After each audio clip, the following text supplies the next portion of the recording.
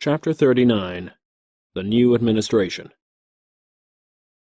Oliver Marchbanks, the youthful fox to whom Stimson had assigned the task of trapping Mr. Sluss in some legally unsanctioned act, had, by scurrying about, finally pieced together enough of a story to make it exceedingly unpleasant for the Honourable Chafee, in case he were to become the too willing tool of Cowperwood's enemies. The principal agent in this affair was a certain Claudia Karlstadt, adventuress, detective by disposition, and a sort of smiling prostitute and hireling, who was at the same time a highly presentable and experienced individual. Needless to say, Cowperwood knew nothing of these minor proceedings, though a genial nod from him in the beginning had set in motion the whole machinery of trespass in this respect. Claudia Karlstadt, the instrument of the Honourable Chafee's undoing, was blonde, slender, notably fresh as yet, being only 26, and as ruthless and unconsciously cruel as only the avaricious and unthinking type, unthinking in the larger philosophic meaning of the word, can be. To grasp the reason for her being, one would have had to see the spiritless South Halstead Street world from which she had sprung, one of those neighbourhoods of old, cracked and battered houses, where slatterns trudge to and fro with beer cans and shutters swing on broken hinges. In her youth, Claudia had been made to rush the growler, to sell newspapers at the corner of Halstead and Harrison Streets, and to buy cocaine at the nearest drugstore. Her little dresses and underclothing had always been of the poorest and shabbiest material, torn and dirty. Her ragged stockings frequently showed the white flesh of her thin little legs, and her shoes were worn and cracked, letting the water and snow seep through in winter.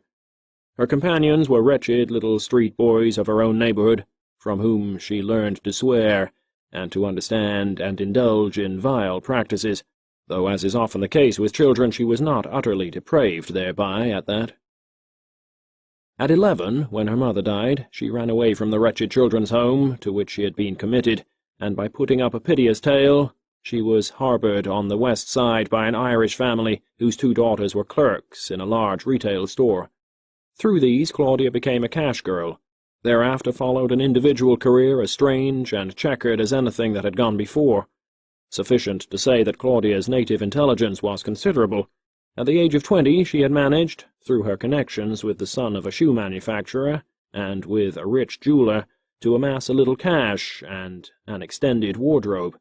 It was then that a handsome young Western congressman, newly elected, invited her to Washington to take a position in a government bureau. This necessitated a knowledge of stenography and typewriting, which she soon acquired. Later she was introduced by a Western senator into that form of secret service which has no connection with legitimate government, but which is profitable. She was used to extract secrets by flattery and cajolery, where ordinary bribery would not avail. A matter of tracing the secret financial connections of an Illinois congressman finally brought her back to Chicago, and here young Stimson encountered her. From him she learned of the political and financial. From her congressman friends she already knew something of Sluss. Stimson indicated that it would be worth $2,000 or $3,000 and expenses if the mayor were successfully compromised. Thus, Claudia Karlstadt was gently navigated into Mr. Sluss's glowing life. The matter was not so difficult of accomplishment. Through the Honourable Joel Avery, Marchbanks secured a letter from a political friend of Mr. Sluss in behalf of a young widow, temporarily embarrassed, a competent stenographer and the like, who wished a place under the new administration. Thus equipped, Claudia presented herself at the mayor's office, armed for the fray, as it were, in a fetching black silk of a strangely heavy grain, her throat and fingers ornamented with simple pearls, her yellow hair arranged about her temples in exquisite curls. Mr. Sluss was very busy, but made an appointment. The next time she appeared, a yellow and red velvet rose had been added to her corsage. She was a shapely, full-bosomed young woman, who had acquired the art of walking, sitting, standing, and bending after the most approved theories of the Washington cocotte. Mr. Sluss was interested at once, but circumspect and careful. He was now mayor of a great city, the cynosure of all eyes. It seemed to him he remembered having already met Mrs. Brandon, as the lady styled herself, and she reminded him where. It had been 2 years before in the grill of the Richelieu. He immediately recalled details of the interesting occasion. "Ah, yes, And since then, as I understand it, you married, and your husband died. Most unfortunate." Mr. Sluss had a large, international manner, suited, as he thought, to a man in so exalted a position. Mrs. Brandon nodded resignedly. Her eyebrows and lashes were carefully darkened, so as to sweeten the lines of her face, and a dimple had been made in one cheek by the aid of an orange stick. She was the picture of delicate femininity, appealingly distressful, and yet, to all appearance, commercially competent. "At the time I met you, you were connected with the government service in Washington, I believe." "Yes, I had a small place in the Treasury Department, but this new administration put me out." She lifted her eyes and leaned forward, thus bringing her torso into a ravishing position. She had the air of one who has done many things besides work in the Treasury Department. No least detail, as she observed, was lost on Mr. Sluss. He noted her shoes, which were button patent leather, with cloth tops, her gloves, which were glacé black kid with white stitching at the back and fastened by dark garnet buttons, the coral necklace worn on this occasion, and her yellow and red velvet rose, evidently a trig and hopeful widow, even if so recently bereaved. "Let me see," mused Mr. Sluss. "Where are you living? Just let me make a note of your address. This is a very nice letter from Mr. Barry. Suppose you give me a few days to think what I can do. This is Tuesday. Come in again on Friday. I'll see if anything suggests itself." He strolled with her to the official door, and noted that her step was light and springy. At parting she turned a very melting gaze upon him, and at once he decided that if he could, he would find her something. She was the most fascinating applicant that had yet appeared. The end of Chafee Thayer Sluss was not far distant after this. Mrs. Brandon returned, as requested, her costume enlivened this time by a red silk petticoat, which contrived to show its ingratiating flounces beneath the glistening black broadcloth of her skirt. "Say, did you get onto that?" observed one of the doormen, a holdover from the previous regime, to another of the same vintage. "Some style to the new administration, hey? We're not so slow, do you think?" He pulled his coat together and fumbled at his collar to give himself an air of smartness, and gazed gaily at his partner, both of them over 60 and dusty specimens at that. The other poked him in the stomach. "Hold your horses there, Bill, not so fast. We ain't got a real start yet. Give us another 6 months, and then watch out." Mr. Sluss was pleased to see Mrs. Brandon. He had spoken to John Bastianelli, the new Commissioner of Taxes, whose offices were directly over the way on the same hall, and the latter, seeing that he might want favours of the mayor later on, had volubly agreed to take care of the lady. "I'm very glad to be able to give you this letter to Mr. Bastianelli," commented Mr. Sluss as he rang for a stenographer, "not only for the sake of my old friend Mr. Barry, but for your own as well. Do you know Mr. Barry very well?" he asked curiously. "Only slightly," admitted Mrs. Brandon, feeling that Mr. Sluss would be glad to know she was not very intimate with those who were recommending her. "I was sent to him by Mr. Ammerman." She named an entirely fictitious personage. Mr. Sluss was relieved. As he handed her the note, she once more surveyed him with those grateful, persuasive, appealing eyes. They made him almost dizzy, and set up a chemical perturbation in his blood which quite dispelled his good resolutions in regard to the strange woman and his need of being circumspect. "You say you are living on the north side?" he inquired, smiling meekly, almost foolishly. "Yes. I've taken such a nice little apartment overlooking Lincoln Park. I didn't know whether I was going to be able to keep it up, but now I have this position. You've been so very kind to me, Mr. Sluss," she concluded, with the same "I need to be cared for" air. "I hope you won't forget me entirely. If I could be of any personal service to you at any time." Mr. Sluss was rather beside himself at the thought that this charming baggage of femininity, having come so close for the minute, was now passing on and might disappear entirely. By a great effort of daring, as they walked toward the door, he managed to say, "I shall have to look into that little place of yours sometime and see how you are getting along. I live up that way myself." "Oh, do," she exclaimed warmly. "It would be so kind. I'm practically alone in the world. Perhaps you play cards. I know how to make a most wonderful punch. I should like you to see how cosily I am settled." At this, Mr. Sluss, now completely in tow of his principal weakness, capitulated. "I will," he said. "I surely will. And that sooner than you expect, perhaps. You must let me know how you are getting along." He took her hand. She held his quite warmly. "Now I'll hold you to your promise," she gurgled in a throaty, coaxing way. A few days later he encountered her at lunchtime in his hall, where she had been literally lying in wait for him in order to repeat her invitation. Then he came. The holdover employees who worked about the City Hall in connection with the mayor's office were hereafter instructed to note as witnesses the times of arrival and departure of Mrs. Brandon and Mr. Sluss. A note that he wrote to Mrs. Brandon was carefully treasured, and sufficient evidence as to their presence at hotels and restaurants was garnered to make out a damaging case. The whole affair took about 4 months. Then Mrs. Brandon suddenly received an offer to return to Washington and decided to depart. The letters that followed her were a part of the data that was finally assembled in Mr. Stimson's office to be used against Mr. Sluss in case he became too obstreperous in his opposition to Cowperwood. In the meantime, the organization which Mr. Gilgan had planned, with Mr. Tiernan, Mr. Kerrigan, and Mr. Edstrom, was encountering what might be called rough sledding. It was discovered that, owing to the temperaments of some of the new aldermen, and to the self-righteous attitude of their political sponsors, no franchises of any kind were to be passed unless they had the moral approval of such men as Hand, Sluss, and the other reformers. Above all, no money of any kind was to be paid to anybody for anything. "What do you think of those damn 4 flashes and come-ons, anyhow?" inquired Mr. Kerrigan of Mr. Tiernan, shortly subsequent to a conference with Gilgan, from which Tiernan had been unavoidably absent. "They've got an ordinance drawn up covering the whole city in an elevated road scheme, and there ain't anything in it for anybody. Say, what do you think they think we are, anyhow, eh?" Mr. Tiernan himself, after his own conference with Edstrom, had been busy getting the lay of the land, as he termed it, and his investigations led him to believe that a certain alderman by the name of Clem, a clever and very respectable German-American from the North Side, was to be the leader of the Republicans in council, and that he and some 10 or 12 others were determined, because of moral principles alone, that only honest measures should be passed. It was staggering.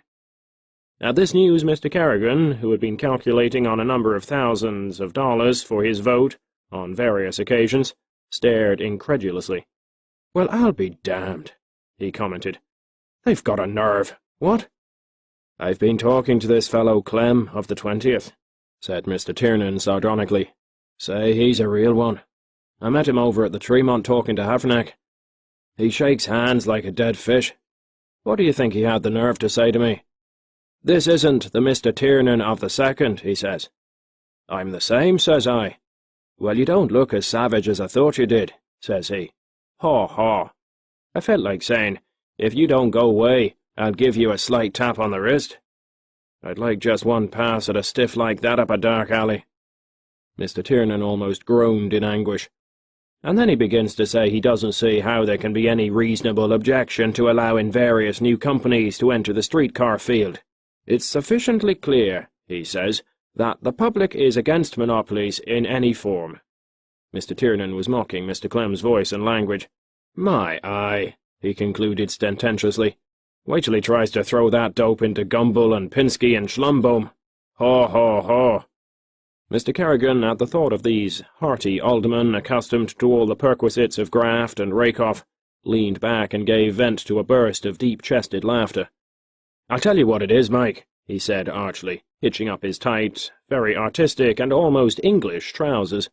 "We're up against a bunch of pikers in this Gilgan crowd, and they've got to be taught a lesson. He knows it as well as anybody else. None of that Christian con game goes around where I am. I believe this man Cowperwood's right when he says them fellows are a bunch of soreheads and jealous. If Cowperwood's willing to put down good hard money to keep him out of his game, let them do as much to stay in it. This ain't no charity grab-bag. We ought to be able to round up enough of these new fellows to make Scryhart and MacDonald come down good and plenty for what they want. From what Gilgan said all along, I thought he was dealing with live ones. They paid to win the election. Now let 'em pay to pull off a swell franchise if they want it, eh?" "You're damn right," echoed Tiernan. "I'm with you to a T." It was not long after this conversation that Truman Leslie MacDonald, acting through Alderman Clem, proceeded to make a count of noses and found, to his astonishment, that he was not as strong as he had thought he was. Political loyalty is such a fickle thing. A number of aldermen with curious names, Horback, Fogarty, McGrain, Samulski, showed signs of being tampered with. He hurried at once to Messrs. Hand, Schryhart, and Arneel with this disconcerting information. They had been congratulating themselves that the recent victory, if it resulted in nothing else, would at least produce a blanket L Road franchise, and that this would be sufficient to bring Cowperwood to his knees. Upon receiving MacDonald's message, Hand sent at once for Gilgan. When he inquired as to how soon a vote on the General Electric franchise, which had been introduced by Mr. Clem, could reasonably be expected, Gilgan declared himself much grieved to admit that in one direction or other considerable opposition seemed to have developed to the measure. "What's that?" said Hand a little savagely. "Didn't we make a plain bargain in regard to this? You had all the money you asked for, didn't you? You said you could give me 26 aldermen who would vote as we agreed. You're not going to go back on your bargain, are you?" "Bargain, bargain," retorted Gilgan, irritated because of the spirit of the assault. "I agreed to elect 26 Republican aldermen, and that I did. I don't own 'em body and soul. I didn't name 'em in every case. I made deals with the men in the different wards that had the best chance, and that the people wanted.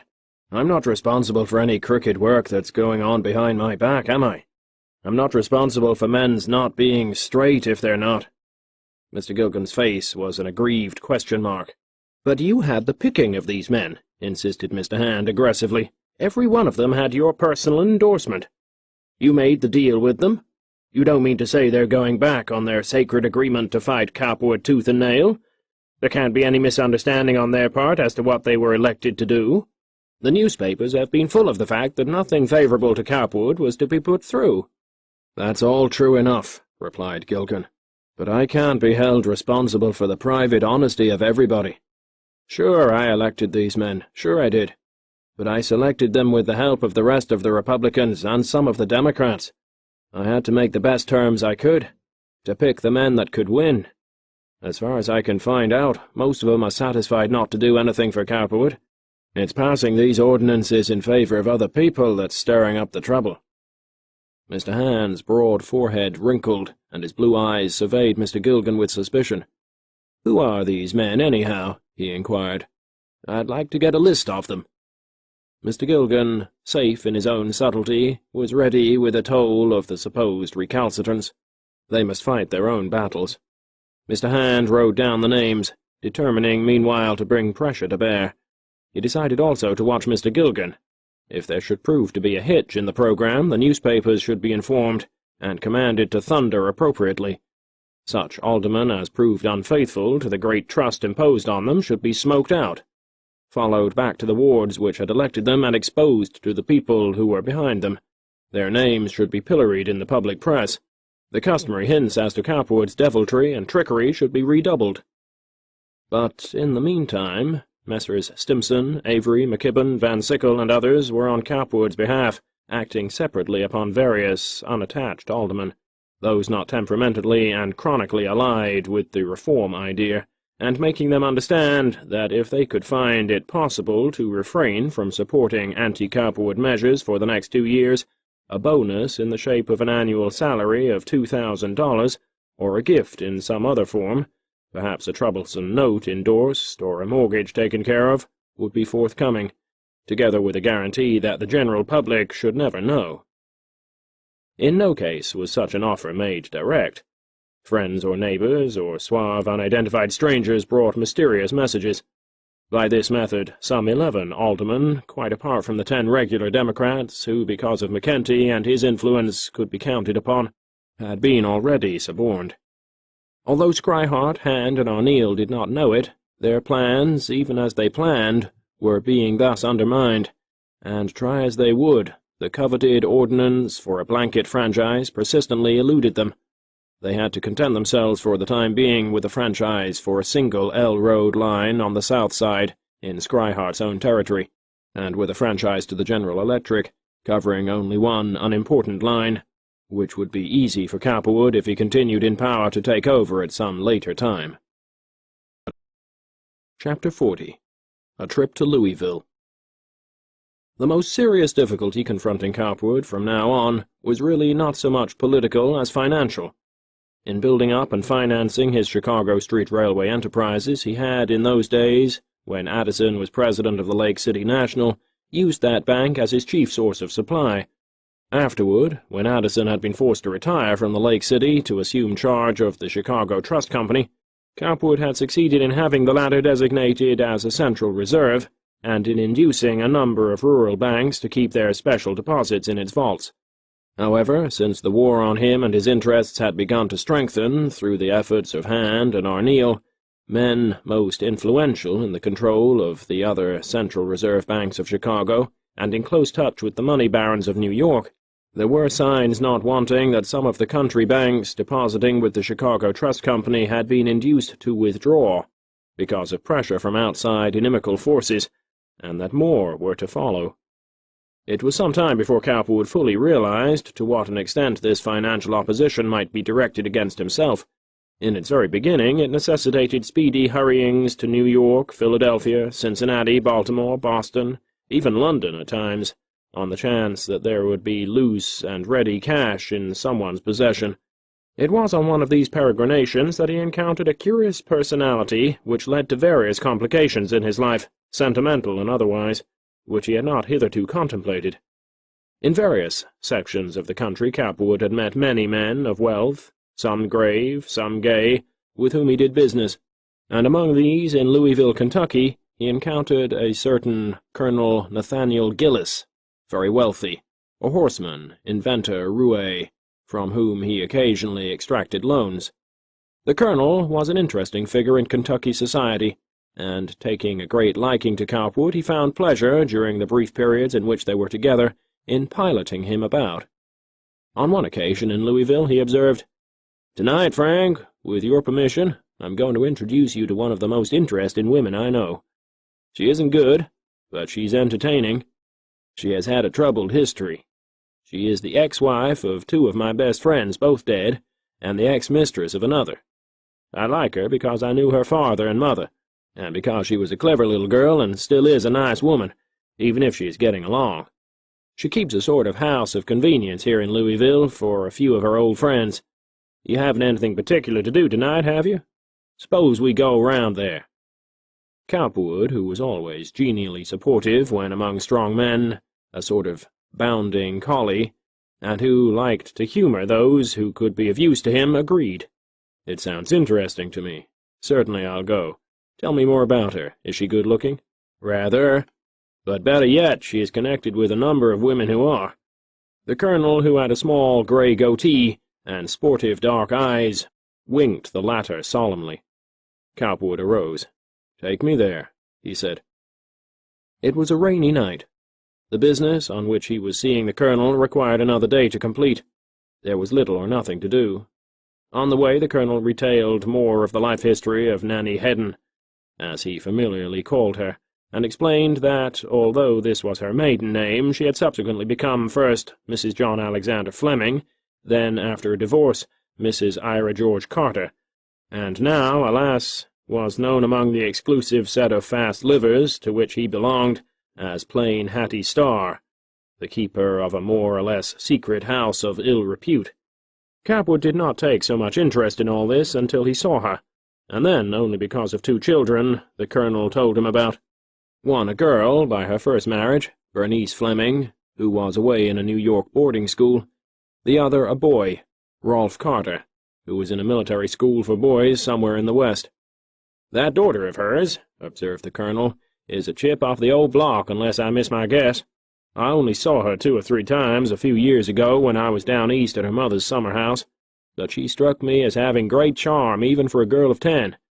She's a lady born, if ever there was one. How her mother is to keep her straight, living as she does, is more than I know. How she keeps her in that school is a mystery. There's apt to be a scandal here at any time. I'm very sure the girl doesn't know anything about her mother's business. She never lets her come out here." Bernice Fleming, Cowperwood thought to himself. What a pleasing name, and what a peculiar handicap in life. "How old is the daughter now?" he inquired. "Oh, she must be about 15, not more than that." When they reached the house, which was located in a rather sombre, treeless street, Cowperwood was surprised to find the interior spacious and tastefully furnished. Presently Mrs. Carter, as she was generally known in society, or Hattie Starr, as she was known to a less satisfying world, appeared. Cowperwood realized at once that he was in the presence of a woman who, whatever her present occupation, was not without marked evidences of refinement. She was exceedingly intelligent, if not highly intellectual, trig, vivacious, anything but commonplace. A certain spirited undulation in her walk, a seeming gay, frank indifference in her position in life, an obvious accustomedness to polite surroundings, took his fancy. Her hair was built up in a loose Frenchy way, after the fashion of the Empire, and her cheeks were slightly mottled with red veins. Her colour was too high, and yet it was not utterly unbecoming. She had friendly grey-blue eyes, which went well with her light brown hair. Along with a pink-flowered house-gown, which became her full figure, she wore pearls. The widow of 2 husbands, thought Cowperwood, the mother of 2 children. With the Colonel's easy introduction began a light conversation. Mrs. Carter gracefully persisted that she had known of Cowperwood for some time. His strenuous street railway operations were more or less familiar to her. "It would be nice," she suggested, "since Mr. Cowperwood is here, if we invited Grace Deming to call." The latter was a favorite of the Colonel's. "I would be very glad if I could talk to Mrs. Carter," gallantly volunteered Cowperwood. He scarcely knew why. He was curious to learn more of her history. On subsequent occasions, and in more extended conversation with the Colonel, it was retailed to him in full. Nanny Hedden, or Mrs. John Alexander Fleming, or Mrs. Ira George Carter, or Hattie Starr, was by birth a descendant of a long line of Virginia and Kentucky Heddens and Coulters, related in a definite or vague way to half the aristocracy of 4 or 5 of the surrounding states. Now, although still a woman of brilliant parts, she was the keeper of a select house of assignation in this meagre city of perhaps 200,000 population. How had it happened? How could it possibly have come about? She had been in her day a reigning beauty. She had been born to money and had married money. Her first husband, John Alexander Fleming, who had inherited wealth, tastes, privileges, and vices from a long line of slave-holding, tobacco-growing Flemings, was a charming man of the Kentucky-Virginia society type. He had been trained in the law with a view to entering the diplomatic service, but being an idler by nature had never done so. Instead, horse-racing, philandering, dancing, hunting, and the like had taken up his time. When their wedding took place, the Kentucky-Virginia society world considered it a great match. There was wealth on both sides. Then came much more of that idle social world which had produced the marriage. Even philanderings of a very vital character were not barred, though deception, in some degree at least, would be necessary. As a natural result, there followed the appearance in the mountains of North Carolina during a charming autumn outing of a gay young spark by the name of Tucker Tanner, and the bestowal on him by the beautiful Nanny Fleming, as she was then called, of her temporary affections. Kind friends were quick to report what Fleming himself did not see, and Fleming, roue that he was, encountering young Mr. Tanner on a high mountain road one evening, said to him, "You get out of this party by night, or I will let daylight through you in the morning." Tucker Tanner, realizing that however senseless and unfair the exaggerated chivalry of the South might be, the end would be bullets just the same, departed. Mrs. Fleming, disturbed but unrepentant, considered herself greatly abused. There was much scandal. Then came quarrels, drinking on both sides, finally a divorce. Mr. Tucker Tanner did not appear to claim his damaged love, but the aforementioned Ira George Carter, a penniless ne'er-do-well of the same generation and social standing, offered himself and was accepted. By the first marriage there had been one child, a girl. By the second there was another child, a boy. Ira George Carter, before the children were old enough to impress Mrs. Carter with the importance of their needs or her own affection for them, had squandered in one ridiculous venture after another the bulk of the property willed to her by her father, Major Wickham Hedden. Ultimately, after drunkenness and dissipation on the husband's side, and finally his death, came the approach of poverty. Mrs. Carter was not practical, and still passionate and inclined to dissipation. However, the aimless, fatuous going to pieces of Ira George Carter, the looming pathos of the future of the children, and a growing sense of affection and responsibility had finally sobered her. The lure of love and life had not entirely disappeared, but her chance of sipping at those crystal founts had grown sadly slender. A woman of 38, and still possessing some beauty, she was not content to eat the husks provided for the unworthy. Her gorge rose at the thought of that neglected state into which the pariahs of society fall, and on which the inexperienced so cheerfully comment. Neglected by her own set, shunned by the respectable, her fortune quite gone, she was nevertheless determined that she would not be a backstreet seamstress or a pensioner upon the bounty of quondam friends. By insensible degrees there came first unhallowed relations, through friendships and passing passion, then a curious intermediate state between the high world of fashion and the half-world of harlotry, until finally, in Louisville, she had become not openly, but actually, the mistress of a house of ill repute. Men who knew how these things were done, and who were consulting their own convenience far more than her welfare, suggested the advisability of it. 3 or 4 friends like Colonel Gillis wished rooms, convenient place in which to loaf, gamble, and bring their women. Hattie Starr was her name now, and as such, she had even become known in a vague way to the police, but only vaguely, as a woman whose home was suspiciously gay on occasions. Cowperwood, with his appetite for the wonders of life, his appreciation of the dramas which produce either failure or success, could not help being interested in this spoiled woman who was sailing so vaguely the seas of chance. Colonel Gillis once said that with some strong man to back her, Nanny Fleming could be put back into society. She had a pleasant appeal, she and her 2 children, of whom she never spoke. After a few visits to her home, Cowperwood spent hours talking with Mrs. Carter whenever he was in Louisville. On one occasion, as they were entering her boudoir, she picked up a photograph of her daughter from the dresser and dropped it into a drawer. Cowperwood had never seen this picture before. It was that of a girl of 15 or 16, of whom he obtained but the most fleeting glance. Yet with that instinct for the essential and vital which invariably possessed him, he gained a keen impression of it. It was of a delicately haggard child, with a marvellously agreeable smile, a fine, high-poised head upon a thin neck, and an air of bored superiority. Combined with this was a touch of weariness about the eyelids, which drooped in a lofty way. Cowperwood was fascinated. Because of the daughter, he professed an interest in the mother which he really did not feel.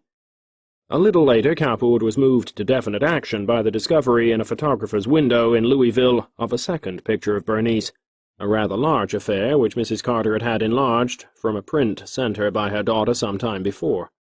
Bernice was standing rather indifferently posed at the corner of a colonial mantel, a soft straw outing hat held negligently in one hand, one hip sunk lower than the other, a faint, elusive smile playing dimly around her mouth. The smile was really not a smile, but only the wraith of one, and the eyes were wide, disingenuous, mock-simple. The picture, because of its simplicity, appealed to him. He did not know that Mrs. Carter had never sanctioned its display. A personage, was Cowperwood's comment to himself, and he walked into the photographer's office to see what could be done about its removal and the destruction of the plates. $500, he found, would arrange it all, plates, prints, everything. Since by this ruse he secured a picture for himself, he promptly had it framed and hung in his Chicago rooms, where sometimes of an afternoon, when he was hurrying to change his clothes, he stopped to look at it. With each succeeding examination his admiration and curiosity grew. Here was perhaps, he thought, the true society woman, the high-born lady, the realization of that ideal which Mrs. Merrill and many another grande dame had suggested. It was not so long after this again that, chancing to be in Louisville, he discovered Mrs. Carter in a very troubled social condition. Her affairs had received a severe setback. A certain Major Hagenbach, a citizen of considerable prominence, had died in her home under peculiar circumstances. He was a man of wealth, married, and nominally living with his wife in Lexington. As a matter of fact, he spent very little time there, and at the time of his death of heart failure was leading a pleasurable existence with a Miss Trent, an actress, whom he had introduced to Mrs. Carter as his friend. The police, through a talkative deputy coroner, were made aware of all the facts. Pictures of Miss Trent, Mrs. Carter, Major Hagenbeck, his wife, and many curious details concerning Mrs. Carter's home were about to appear in the papers when Colonel Gillis and others who were powerful socially and politically interfered. The affair was hushed up, but Mrs. Carter was in distress. This was more than she had bargained for. Her quondam friends were frightened away for the nonce. She herself had lost courage. When Cowperwood saw her, she had been in the very human act of crying, and her eyes were red. "Well, well," he commented on seeing her. She was in moody grey in the bargain. "You don't mean to tell me you're worrying about anything, are you?" "Oh, Mr. Cowperwood," she explained pathetically, "I've had so much trouble since I saw you. You heard of Major Hagenbeck's death, didn't you?" Cowperwood, who had heard something of the story from Colonel Gillis, nodded. "Well, I've just been notified by the police that I will have to move, and the landlord has given me notice too. If it just weren't for my 2 children—" She dabbed at her eyes pathetically. Cowperwood meditated interestedly. "Haven't you any place you can go?" he asked. "I have a summer place in Pennsylvania," she confessed, "but I can't go there very well in February. Besides, it's my living I'm worrying about. I have only this to depend on." She waved her hand inclusively toward the various rooms. "Don't you own that place in Pennsylvania?" he inquired. "Yes, but it isn't worth much, and I couldn't sell it. I've been trying to do that anyhow for some time because Bernice is getting tired of it." "And haven't you any money laid away?" "It's taken all I have to run this place and keep the children in school. I've been trying to give Bernice and Rolf a chance to do something for themselves." At the repetition of Bernice's name, Cowperwood consulted his own interest or mood in the matter. A little assistance for her would not bother him much. Besides, it would probably, eventually, bring about a meeting with the daughter. "Why don't you clear out of this?" he observed finally. "It's no business to be in, anyhow, if you have any regard for your children. They can't survive anything like this. You want to put your daughter back in society, don't you?" "Oh, yes," almost pleaded Mrs. Carter. "Precisely," commented Cowperwood, who, when he was thinking, almost invariably dropped into a short, cold, curt business manner. Yet he was humanely inclined in this instance. "Well then, why not live in your Pennsylvania place for the present, or if not that, go to New York? You can't stay here. Ship or sell these things." He waved a hand toward the rooms. "I would only too gladly," replied Mrs. Carter, "if I knew what to do." "Take my advice and go to New York for the present. You will get rid of your expenses here, and I will help you with the rest, for the present, anyhow. You can get a start again. It is too bad about these children of yours. I will take care of the boy as soon as he is old enough. As for Bernice," he used her name softly, "if she can stay in her school until she is 19 or 20, the chances are that she will make social connections which will save her nicely. The thing for you to do is to avoid meeting any of this old crowd out here in the future if you can. It might be advisable to take her abroad for a time after she leaves school." "Yes, if I just could," sighed Mrs. Carter rather lamely. "Well, do what I suggest now, and we will see," observed Cowperwood. "It would be a pity if your 2 children were to have their lives ruined by such an accident as this." Mrs. Carter, realizing that here in the shape of Cowperwood, if he chose to be generous, was the open way out of a lowering dungeon of misery, was inclined to give vent to a bit of grateful emotion, but finding him subtly remote, restrained herself. His manner, while warmly generous at times, was also easily distant, except when he wished it to be otherwise. Just now he was thinking of the high soul of Bernice Fleming, and of its possible value to him. Chapter 41. The Daughter of Mrs. Fleming. Bernice Fleming, at the time Cowperwood first encountered her mother, was an inmate of the Mrs. Brewster School for Girls, then on Riverside Drive, New York, and one of the most exclusive establishments of its kind in America.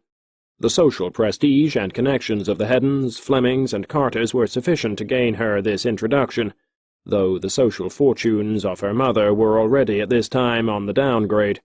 A tall girl, delicately haggard as he had imagined her, with reddish-bronze hair of a tinge but distantly allied to that of Aileen's. She was unlike any woman Cowperwood had ever known. Even at 17, she stood up and out with an inexplicable superiority, which brought her the feverish and exotic attention of lesser personalities, whose emotional animality found an outlet in swinging a censer at her shrine. A strange maiden, decidedly. Even at this age, when she was, as one might suppose, a mere slip of a girl, she was deeply conscious of herself, her sex, her significance, her possible social import. Armed with a fair skin, a few freckles, an almost too high colour at times, strange, deep, night-blue, cat-like eyes, a long nose, a rather pleasant mouth, perfect teeth, and a really good chin, she moved always with a feline grace that was careless, superior, sinuous, and yet the acme of harmony and a rhythmic flow of lines. One of her mess-hall tricks, when unobserved by her instructors, was to walk with 6 plates and a water pitcher, all gracefully poised on the top of her head, after the fashion of the Asiatic and the African, her hips moving, her shoulders, neck, and head still. Girls begged weeks on end to have her repeat this stunt, as they called it. Another was to put her arms behind her, and with a rush imitate the Winged Victory, a copy of which graced the library hall. "You know," one little rosy-cheeked satellite used to urge on her adoringly, "she must have been like you. Her head must have been like yours. You are lovely when you do it." For answer, Bernice's deep, almost black-blue eyes turned on her admirer with solemn, unflattered consideration. She awed always by the something that she did not say. The school, for all the noble dames who presided over it, solemn, inexperienced, owl-like conventionalists, who insisted on the last tittle and jot of order and procedure, was a joke to Bernice. She recognized the value of its social import, but even at 15 and 16 she was superior to it. She was superior to her superiors, and to the specimens of maidenhood, supposed to be perfect socially, who gathered about to hear her talk, to hear her sing, declaim, or imitate. She was deeply, dramatically, urgently conscious of the value of her personality in itself, not as connected with any inherited social standing, but of its innate worth, and of the artistry and wonder of her body. One of her chief delights was to walk alone in her room, sometimes at night, the lamp out, the moon perhaps faintly illuminating her chamber, and to pose and survey her body, and dance in some naive, graceful, airy Greek way, a dance that was singularly free from sex consciousness. And yet was it? She was conscious of her body, of every inch of it, under the ivory-white clothes which she frequently wore. Once she wrote in a secret diary which she maintained, another art impulse, or an affection, as you will, "My skin is so wonderful. It tingles so with rich life. I love it, and my strong muscles underneath. I love my hands, and my hair, and my eyes. My hands are long and thin and delicate. My eyes are a dark, deep blue. My hair is a brown, rusty red, thick and sleepy. My long, firm, untired limbs can dance all night. Oh, I love life. I love life." You would not have called Bernice Fleming sensuous, though she was, because she was self-controlled. Her eyes lied to you. They lied to all the world. They looked you through and through with a calm savoir-faire, a mocking defiance, which said with a faint curl of the lips, barely suggested to help them out, "You cannot read me. You cannot read me." She put her head to one side, smiled, lied, by implication, assumed that there was nothing, and there was nothing as yet. Yet there was something, too. Her inmost convictions, and these she took good care to conceal. The world, how little it should ever know. How little it ever could know, truly. The first time Cowperwood encountered this Circe, daughter of so unfortunate a mother, was on the occasion of a trip to New York, the second spring following his introduction to Mrs. Carter in Louisville. Bernice was taking some part in the closing exercises of the Brewster School, and Mrs. Carter, with Cowperwood for an escort, decided to go east. Cowperwood having located himself at the Netherlands, and Mrs. Carter at the much humbler Grenoble, they journeyed together to visit this paragon, whose picture he had had hanging in his rooms in Chicago for months past. When they were introduced into the somewhat somber reception parlor of the Brewster School, Bernice came slipping in after a few moments, a noiseless figure of a girl, tall and slim and deliciously sinuous. Cowperwood saw at first glance that she fulfilled all the promise of her picture, and was delighted. She had, he thought, a strange, shrewd, intelligent smile, which, however, was girlish and friendly. Without so much as a glance in his direction, she came forward, extending her arms and hands in an inimitable histrionic manner, and exclaimed, with a practised and yet natural inflection, "Mother dear! So here you are, really.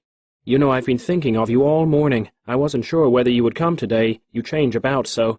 I think I even dreamed of you last night." Her skirts, still worn just below the shoe-tops, had the richness of scraping silk then fashionable. She was also guilty of using a faint perfume of some kind. Cowperwood could see that Mrs. Carter, despite a certain nervousness due to the girl's superior individuality and his presence, was very proud of her. Bernice, he also saw quickly, was measuring him out of the tail of her eye, a single sweeping glance, which she vouchsafed from beneath her long lashes sufficing. But she gathered, quite accurately, the totality of Cowperwood's age, force, grace, wealth, and worldly ability. Without hesitation, she classed him as a man of power in some field, possibly finance, one of the numerous able men whom her mother seemed to know. She always wondered about her mother. His large grey eyes, that searched her with lightning accuracy, appealed to her as pleasant, able eyes. She knew on the instant, young as she was, that he liked women, and that probably he would think her charming. But as for giving him additional attention, it was outside her code. She preferred to be interested in her dear mother exclusively. "Bernice," observed Mrs. Carter airily, "let me introduce Mr. Cowperwood." Bernice turned, and for the fraction of a second levelled a frank and yet condescending glance from wells of what Cowperwood considered to be indigo blue. "Your mother has spoken of you from time to time," he said pleasantly. She withdrew a cool, thin hand, as limp and soft as wax, and turned to her mother again without comment, and yet without the least embarrassment. Cowperwood seemed in no way important to her. "What would you say, dear," pursued Mrs. Carter after a brief exchange of commonplaces, "if I were to spend next winter in New York? It would be charming if I could live at home. I'm sick of this silly boarding school." "Why, Bernice, I thought you liked it." "I hate it, but only because it's so dull. The girls here are so silly." Mrs. Carter lifted her eyebrows as much as to say to her escort, "Now what do you think?" Cowperwood stood solemnly by. It was not for him to make a suggestion at present. He could see that for manners with her daughter. She maintained always a lofty, romantic air. With Bernice it was natural, the expression of a vain, self-conscious, superior disposition. "A rather charming garden here," he observed, lifting a curtain and looking out into a blooming plot. "Yes, the flowers are nice," commented Bernice. "Wait, I'll get some for you. It's against the rules, but they can't do more than send me away, and that's what I want." "Bernice, come back here." It was Mrs. Carter calling. The daughter was gone in a fling of graceful lines and flounces. "Now what do you make of her?" asked Mrs. Carter, turning to her friend. "Youthful individuality, energy, 100 things. I see nothing wrong with her." "If I could only see to it that she had her opportunities unspoiled."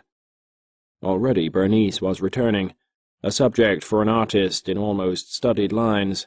Her arms were full of sweet peas and roses, which she had ruthlessly gathered.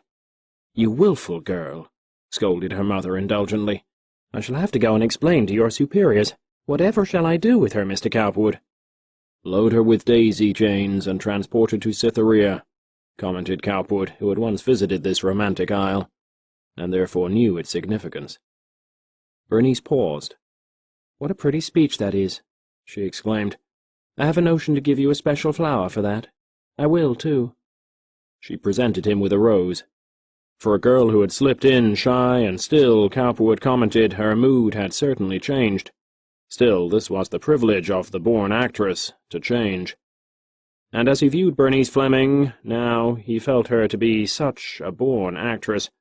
Lissome, subtle, wise, indifferent, superior, taking the world as she found it and expecting it to obey. to sit up like a pet dog and be told to beg. What a charming character. What a pity it should not be allowed to bloom undisturbed in its make-believe garden.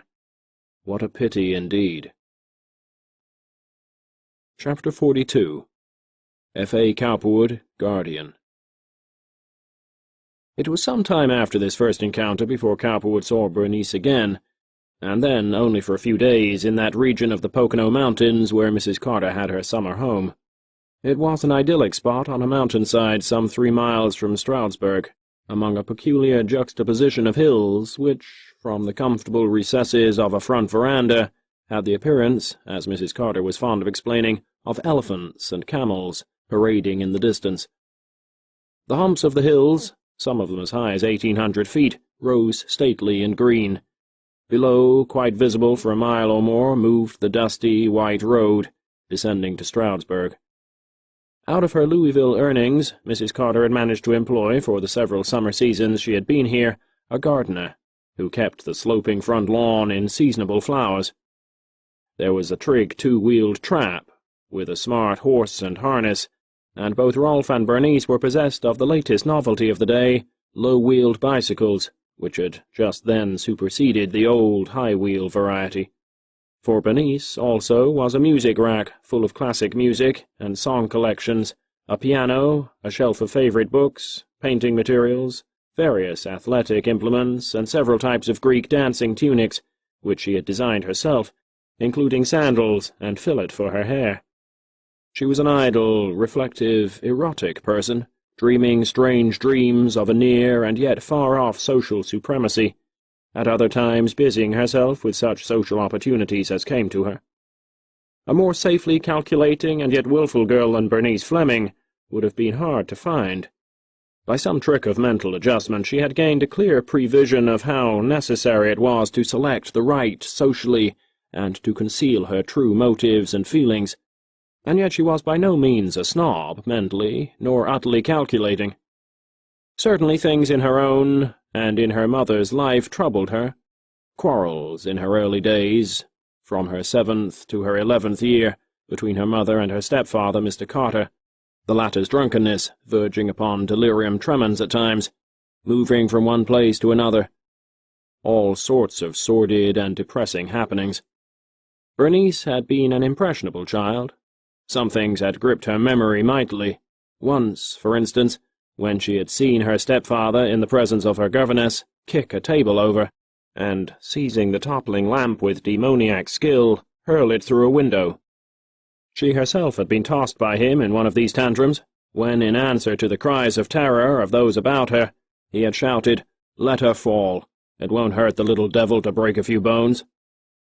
This was her keenest memory of her stepfather, and it rather softened her judgment of her mother, made her sympathetic with her when she was inclined to be critical. Of her own father she only knew that he had divorced her mother. Why, she could not say. She liked her mother on many counts, though she could not feel that she actually loved her. Mrs. Carter was too fatuous at times, and at other times too restrained. This house at Pocono, or Forest Edge, as Mrs. Carter had named it, was conducted after a peculiar fashion. From June to October only it was open, Mrs. Carter in the past having returned to Louisville at that time, while Bernice and Rolf went back to their respective schools. Rolf was a cheerful, pleasant-mannered youth, well-bred, genial, and courteous, but not very brilliant intellectually.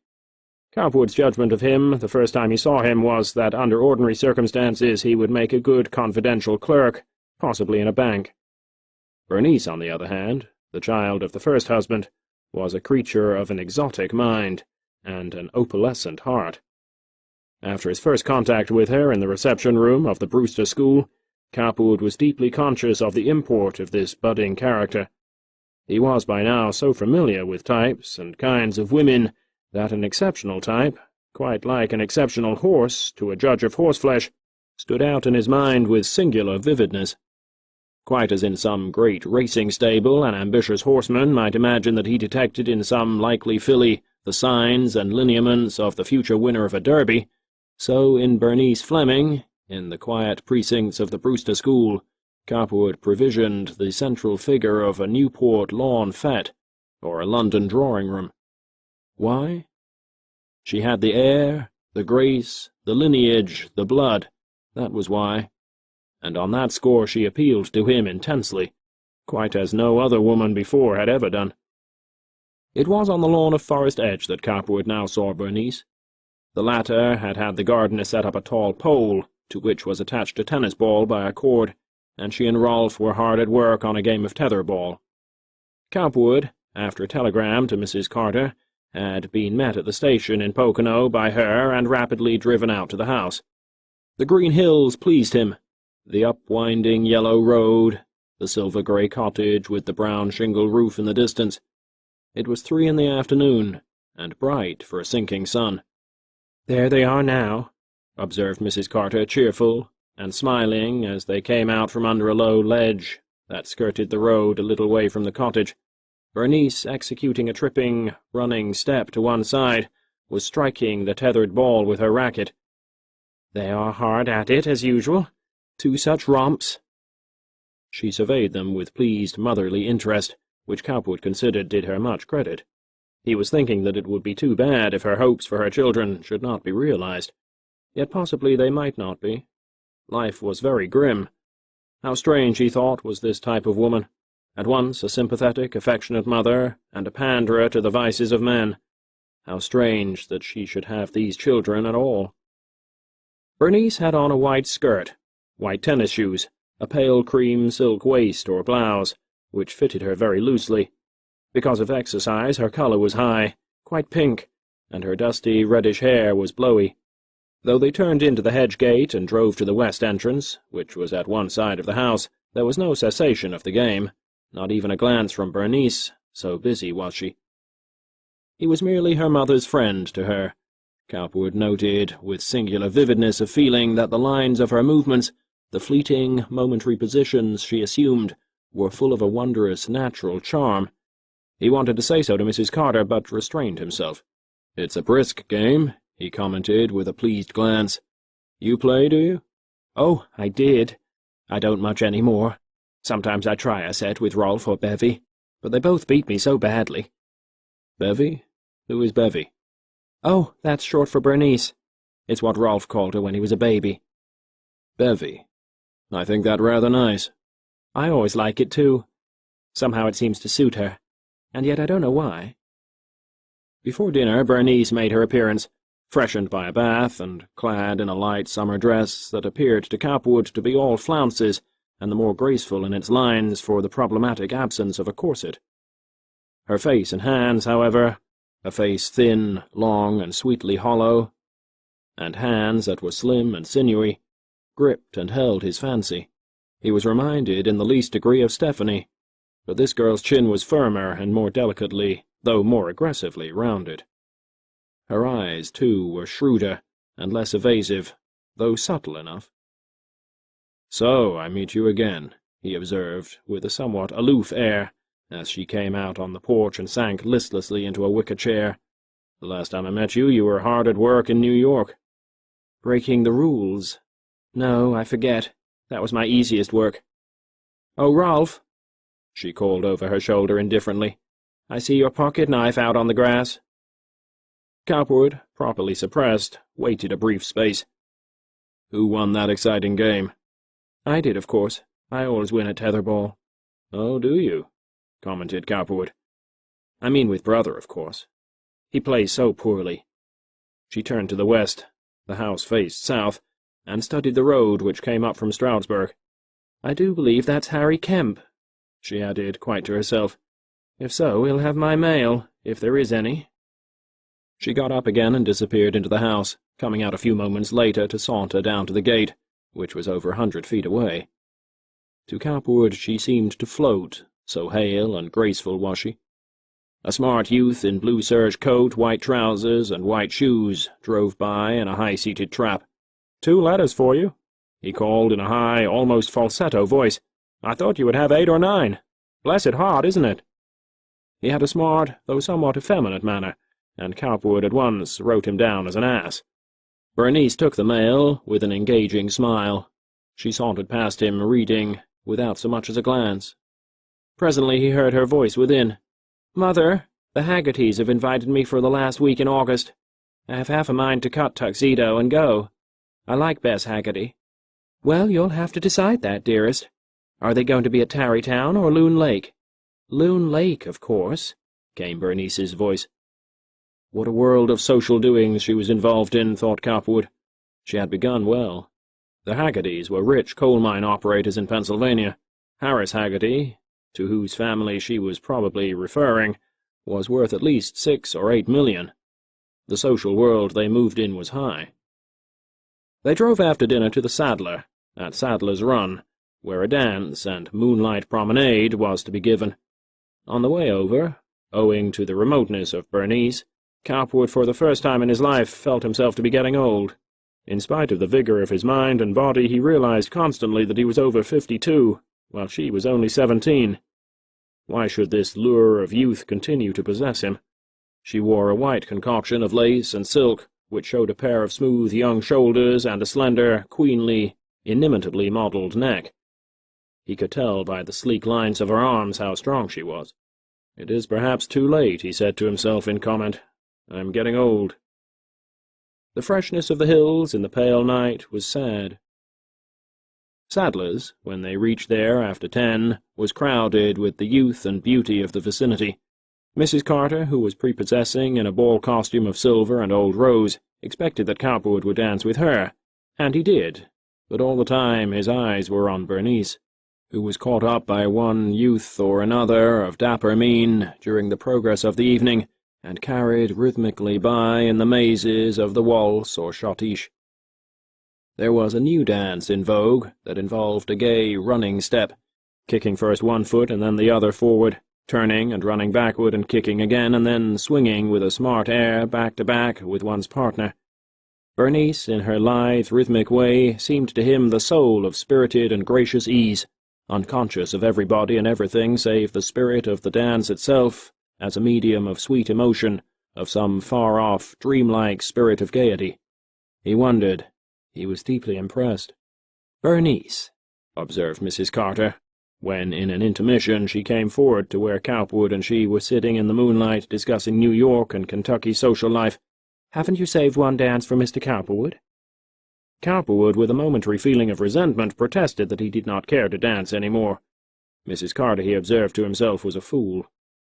"I believe," said her daughter, with a languid air, "that I am full up. I could break one engagement, though, somewhere." "Not for me, though, please," pleaded Cowperwood. "I don't care to dance any more, thank you." He almost hated her at the moment for a chilly cat, and yet he did not. "Why, Bevy, how you talk. I think you are acting very badly this evening." "Please, please," pleaded Cowperwood quite sharply, "not any more. I don't care to dance any more." Bevy looked at him oddly for a moment. A single thoughtful glance. "But I have a dance, though," she pleaded softly. "I was just teasing. Won't you dance it with me?" "I can't refuse, of course," replied Cowperwood coldly. "It's the next one," she replied. They danced, but he scarcely softened to her at first, so angry was he. Somehow, because of all that had gone before, he felt stiff and ungainly. She had managed to break in upon his natural savoir-faire, this chit of a girl. But as they went on through a second half, the spirit of her dancing soul caught him, and he felt more at ease, quite rhythmic. She drew close and swept him into a strange unison with herself. "You dance beautifully," he said. "I love it," she replied. She was already of an agreeable height for him. It was soon over. "I wish you would take me where the ices are," she said to Cowperwood. He let her, half amused, half disturbed at her attitude toward him. "You are having a pleasant time teasing me, aren't you?" he asked. "I am only tired," she replied. "The evening bores me, really it does. I wish we were all home." "We can go when you say, no doubt." As they reached the ices and she took one from his hand, she surveyed him with those cool, dull blue eyes of hers, eyes that had the flat quality of unglazed Dutch tiles. "I wish you would forgive me," she said. "I was rude, I couldn't help it. I'm all out of sorts with myself." "I hadn't felt you were rude," he observed, lying grandly, his mood toward her changing entirely. "Oh, yes, I was, and I hope you will forgive me. I sincerely wish you would." "I do with all my heart," the little that there is to forgive. He waited to take her back, and yielded her to a youth who was waiting. He watched her trip away in a dance, and eventually led her mother to the trap. Bernice was not with them on the home drive. Someone else was bringing her. Cowperwood wondered when she would come, and where was her room, and whether she was really sorry, and— As he fell asleep, Bernice Fleming and her slate-blue eyes were filling his mind completely. Chapter 43. The Planet Mars. The banking hostility to Cowperwood, which in its beginning had made necessary his trip to Kentucky and elsewhere, finally reached a climax. It followed an attempt on his part to furnish funds for the building of elevated roads. The hour for this new form of transit convenience had struck. The public demanded it. Cowperwood saw one elevated road, the South Side Alley Line, being built, and another, the West Side Metropolitan Line, being proposed, largely, as he knew, in order to create sentiment for the idea, and so to make his opposition to a general franchise difficult. He was well aware that if he did not choose to build them, others would. It mattered little that electricity had arrived finally as a perfected traction factor, and that all his lines would soon have to be done over to meet that condition, or that it was costing him thousands and thousands to stay the threatening aspect of things politically. In addition, he must now plunge into this new realm, gaining franchises by the roughest and subtlest forms of political bribery. The most serious aspect of this was not political, but rather financial. Elevated roads in Chicago, owing to the sparseness of the population over large areas, were a serious thing to contemplate. The mere cost of iron, right-of-way, rolling stock, and power plants was immense. Being chronically opposed to investing his private funds where stocks could just as well be unloaded on the public, and the management and control retained by him, Cowperwood for the time being was puzzled as to where he should get credit for the millions to be laid down in structural steel, engineering fees, labor, and equipment before ever a dollar could be taken out in passenger fares. Owing to the advent of the World's Fair, the South Side L, to which, in order to have peace and quiet, he had finally conceded a franchise, was doing reasonably well. Yet it was not making any such return on the investment as the New York roads. The new lines, which he was preparing, would traverse even less populous sections of the city, and would in all likelihood yield even a smaller return. Money had to be forthcoming, something between $12 and $15 million, and this on the stocks and bonds of a purely paper corporation which might not yield paying dividends for years to come. Addison, finding that the Chicago Trust Company was already heavily loaded, called upon various minor but prosperous local banks to take over the new securities, each in part, of course. He was astonished and chagrined to find that one and all uniformly refused. "I'll tell you how it is, Judah," one bank president confided in him in great secrecy. "We owe Timothy Arneal at least $300,000 that we only have to pay 3% for. It's a call loan. Besides, the Lake National is our main standby when it comes to quick trades, and he's in on that. I understand from one or two friends that he's at outs with Cowperwood, and we can't afford to offend him. I'd like to, but no more for me, not at present, anyhow." "Why, Simmons," replied Addison, "these fellows are simply cutting off their noses to spite their faces. These stock and bond issues are perfectly good investments, and no one knows it better than you do. All this hue and cry in the newspapers against Cowperwood doesn't amount to anything. He's perfectly solvent. Chicago is growing. His lines are becoming more valuable every year." "I know that," replied Simmons. "But what about this talk of a rival elevated system? Won't that injure his lines for the time being, anyhow, if it comes into the field?"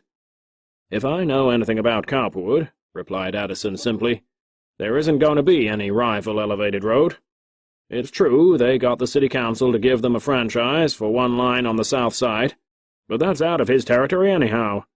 And that other one, to the Chicago General Company, doesn't amount to anything. It will be years and years before it can be made to pay a dollar, and when the time comes he will probably take it over if he wants it. Another election will be held in 2 years, and then the city administration may not be so unfavorable. As it is, they haven't been able to hurt him through the council as much as they thought they would." "Yes, but he lost the election." "True, but it doesn't follow he's going to lose the next one, or every one." "Just the same, replied Simmons, very secretively. "I understand there's a concerted effort on to drive him out. Scryhart, Hand, Merrill, Arneal, they're the most powerful men we have. I understand Hand says that he'll never get his franchises renewed except on terms that'll make his lines unprofitable. There's going to be an awful smash here one of these days, if that's true." Mr. Simmons looked very wise and solemn. "Never believe it," replied Addison contemptuously. "Hand isn't Chicago, neither is Scryhart nor Arneal. Cowperwood is a brainy man. He isn't going to be put under so easily. Did you ever hear what was the real bottom cause of all this disturbance?" "Yes, I've heard," replied Simmons. "Do you believe it?" "Oh, I don't know. Yes, I suppose I do. Still, I don't know that that need to have anything to do with it. Money envy is enough to make any man fight. This man Hand is very powerful." Not long after this, Cowperwood, strolling into the president's office of the Chicago Trust Company, inquired, "Well, Judah, how about those Northwestern L bonds?" "It's just as I thought, Frank," replied Addison softly. "We'll have to go outside of Chicago for that money. And Arneal and the rest of that crowd have decided to combine against us. That's plain. Something has started them off in full cry. I suppose my resignation may have had something to do with it. Anyhow, every one of the banks in which they have had any hand has uniformly refused to come in. To make sure that I was right, I even called up the little old Third National of Lakeview, and the Drovers and Traders on 47th Street. That's Charlie Valline's bank. When I was over in the Lake National, he used to hang around the back door asking for anything I could give him that was sound. Now he says his orders are from his directors not to share in anything we have to offer. That's the same story everywhere. They daren't. I asked Valline if he knew why the directors were down on the Chicago Trust, or on you, and at first he said he didn't. Then he said he'd stop in and lunch with me some day. They're the silliest lot of old ostriches I ever heard of, as if refusing to let us have money on any loan here was going to prevent us from getting it. They can take their little old one-horse banks and play blockhouses with them if they want to. I can go to New York and in 36 hours raise $20 million if we need it." Addison was a little warm. It was a new experience for him. Cowperwood merely curled his mustaches and smiled sardonically. "Well, never mind," he said. "Will you go down to New York, or shall I?" It was decided after some talk that Addison should go. When he reached New York, he found, to his surprise, that the local opposition to Cowperwood had, for some mysterious reason, begun to take root in the East. "I'll tell you how it is," observed Joseph Heckelheimer, to whom Addison applied, a short, smug, pussy person, who was head of Heckelheimer, Gottlieb & Co., international bankers. "We hear odd things concerning Mr. Cowperwood out in Chicago. Some people say he is sound, some not. He has some very good franchises covering a large portion of the city, but they are only 20-year franchises, and they will all run out by 1903 at the latest. As I understand it, he has managed to stir up all the local elements, some very powerful ones too, and he is certain to have a hard time to get his franchises renewed. I don't live in Chicago, of course. I don't know much about it, but our Western correspondent tells me this is so. Mr. Cowperwood is a very able man, as I understand it, but if all these influential men are opposed to him, they can make him a great deal of trouble. The public is very easily aroused." "You do a very able man a great injustice, Mr. Heckelheimer," Addison retorted. "Almost anyone who starts out to do things successfully and intelligently is sure to stir up a great deal of feeling. The particular men you mention seem to feel they have a sort of proprietor's interest in Chicago. They really think they own it. As a matter of fact, the city made them. They didn't make the city." Mr. Heckelheimer lifted his eyebrows. He laid two fine white hands, plump and stubby, over the lower buttons of his protuberant waistcoat. "Public favor is a great factor in all these enterprises," he almost sighed. "As you know, part of a man's resources lies in his ability to avoid stirring up opposition. It may be that Mr. Cowperwood is strong enough to overcome all that, I don't know. I've never met him. I'm just telling you what I hear." This oafish attitude on the part of Mr. Heckelheimer was indicative of a new trend. The man was enormously wealthy. The firm of Heckelheimer, Gottlieb & Co. represented a controlling interest in some of the principal railways and banks in America. Their favor was not to be held in light esteem. It was plain that these rumors against Cowperwood in New York, unless offset promptly by favorable events in Chicago, might mean, in the large banking quarters anyhow, the refusal of all subsequent Cowperwood issues. It might even close the doors of minor banks and make private investors nervous. Addison's report of all this annoyed Cowperwood no little. It made him angry. He saw in it the work of Scrihart, Hand, and others who were trying their best to discredit him. "Let them talk," he declared crossly. "I have the street railways. They're not going to rout me out here. I can sell stocks and bonds to the public direct if need be. There are plenty of private people who are glad to invest in these properties." At this psychological moment, enter, as by the hand of fate, the planet Mars and the university. This latter, from having been for years a humble Baptist college of the cheapest character, had suddenly, through the beneficence of a great Standard Oil multimillionaire, flared upward into a great university, and was causing a stir throughout the length and breadth of the educational world. It was already a most noteworthy spectacle, one of the sights of the city. Millions were being poured into it. New and beautiful buildings were almost monthly erected. A brilliant, dynamic man had been called from the East as president. There were still many things needed: dormitories, laboratories of one kind and another, a great library, and last but not least, a giant telescope, one that would sweep the heavens with a hitherto unparalleled receptive eye, and wring from it secrets not previously decipherable by the eye and the mind of man. Cowperwood had always been interested in the heavens, and in the giant mathematical and physical methods of interpreting them. It so happened that the warlike planet, with its sinister aspect, was just at this time to be seen, hanging in the west, a fiery red, and the easily aroused public mind was being stirred to its shallow depth by reflections and speculations regarding the famous canals of the luminary. The mere thought of the possibility of a larger telescope than any now in existence, which might throw additional light on this evasive mystery, was exciting not only Chicago, but the whole world. Late one afternoon, Cowperwood, looking over some open fields, which faced his new powerhouse in West Madison Street, observed the planet hanging low and lucent in the evening sky, a warm, radiant bit of orange in a sea of silver. He paused and surveyed it. Was it true that there were canals on it, and people? Life was surely strange. One day, not long after this, Alexander Rambaud called him up on the phone and remarked jocosely, "I say, Cowperwood, I've played a rather shabby trick on you just now. Dr. Hooper of the university was in here a few minutes ago asking me to be one of 10 to guarantee the cost of a telescope lens that he thinks he needs to run that one-horse school of his out there. I told him I thought you might possibly be interested.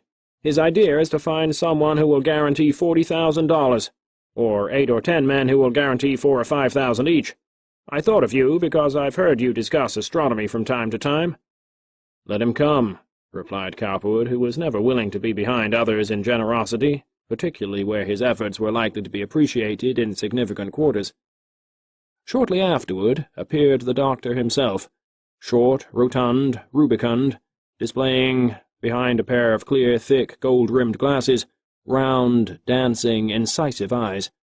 Imaginative grip, buoyant, self-delusive self-respect were written all over him. The two men eyed each other, one with that broad-gauge examination which sees even universities as futile in the endless shift of things, the other with that faith in the balance for right which makes even great personal forces, such as financial magnates, serve an idealistic end. "It's not a very long story I have to tell you, Mr. Cowperwood," said the doctor. "Our astronomical work is handicapped just now by the simple fact that we have no lens at all, no telescope worthy of the name. I should like to see the university do original work in this field, and do it in a great way. The only way to do it, in my judgment, is to do it better than anyone else can. Don't you agree with me?" He showed a row of shining white teeth. Cowperwood smiled urbanely. "Will a $40,000 lens be a better lens than any other lens?" he inquired. "Made by Appleman Brothers of Dorchester, it will," replied the college president. "The whole story is here, Mr. Cowperwood. These men are practical lens makers. A great lens, in the first place, is a matter of finding a suitable crystal. Large and flawless crystals are not common, as you may possibly know. Such a crystal has recently been found, and is now owned by Mr. Appleman. It takes about 4 or 5 years to grind and polish it. Most of the polishing, as you may or may not know, is done by the hand, smoothing it with the thumb and forefinger. The time, judgment, and skill of an optical expert is required. Today, unfortunately, that is not cheap. The laborer is worthy of his hire, however, I suppose?" He waved a soft, full white hand. "And 40,000 is little enough. It would be a great honor if the university could have the largest, most serviceable, and most perfect lens in the world. It would reflect great credit, I take it, on the men who would make this possible." Cowperwood liked the man's artistically educational air. Obviously here was a personage of ability, brains, emotion, and scientific enthusiasm. It was splendid to him to see any strong man in earnest for himself or others. "And 40,000 will do this?" he asked. "Yes, sir. 40,000 will guarantee us the lens, anyhow." "And how about land, buildings, a telescope frame? Have you all those things prepared for it?" "Not as yet, but since it takes 4 years at least to grind the lens, there will be time enough when the lens is nearing completion to look after the accessories. We have picked our site, however, Lake Geneva, and we would not refuse either land or accessories if we knew where to get them." Again, the even, shining teeth, the keen eyes boring through the glasses. Cowperwood saw a great opportunity. He asked what would be the cost of the entire project. Dr. Hooper presumed that 300,000 would do it all handsomely. Lens, telescope, land, machinery, building, a great monument. "And how much have you guaranteed on the cost of your lens?" $16,000 so far.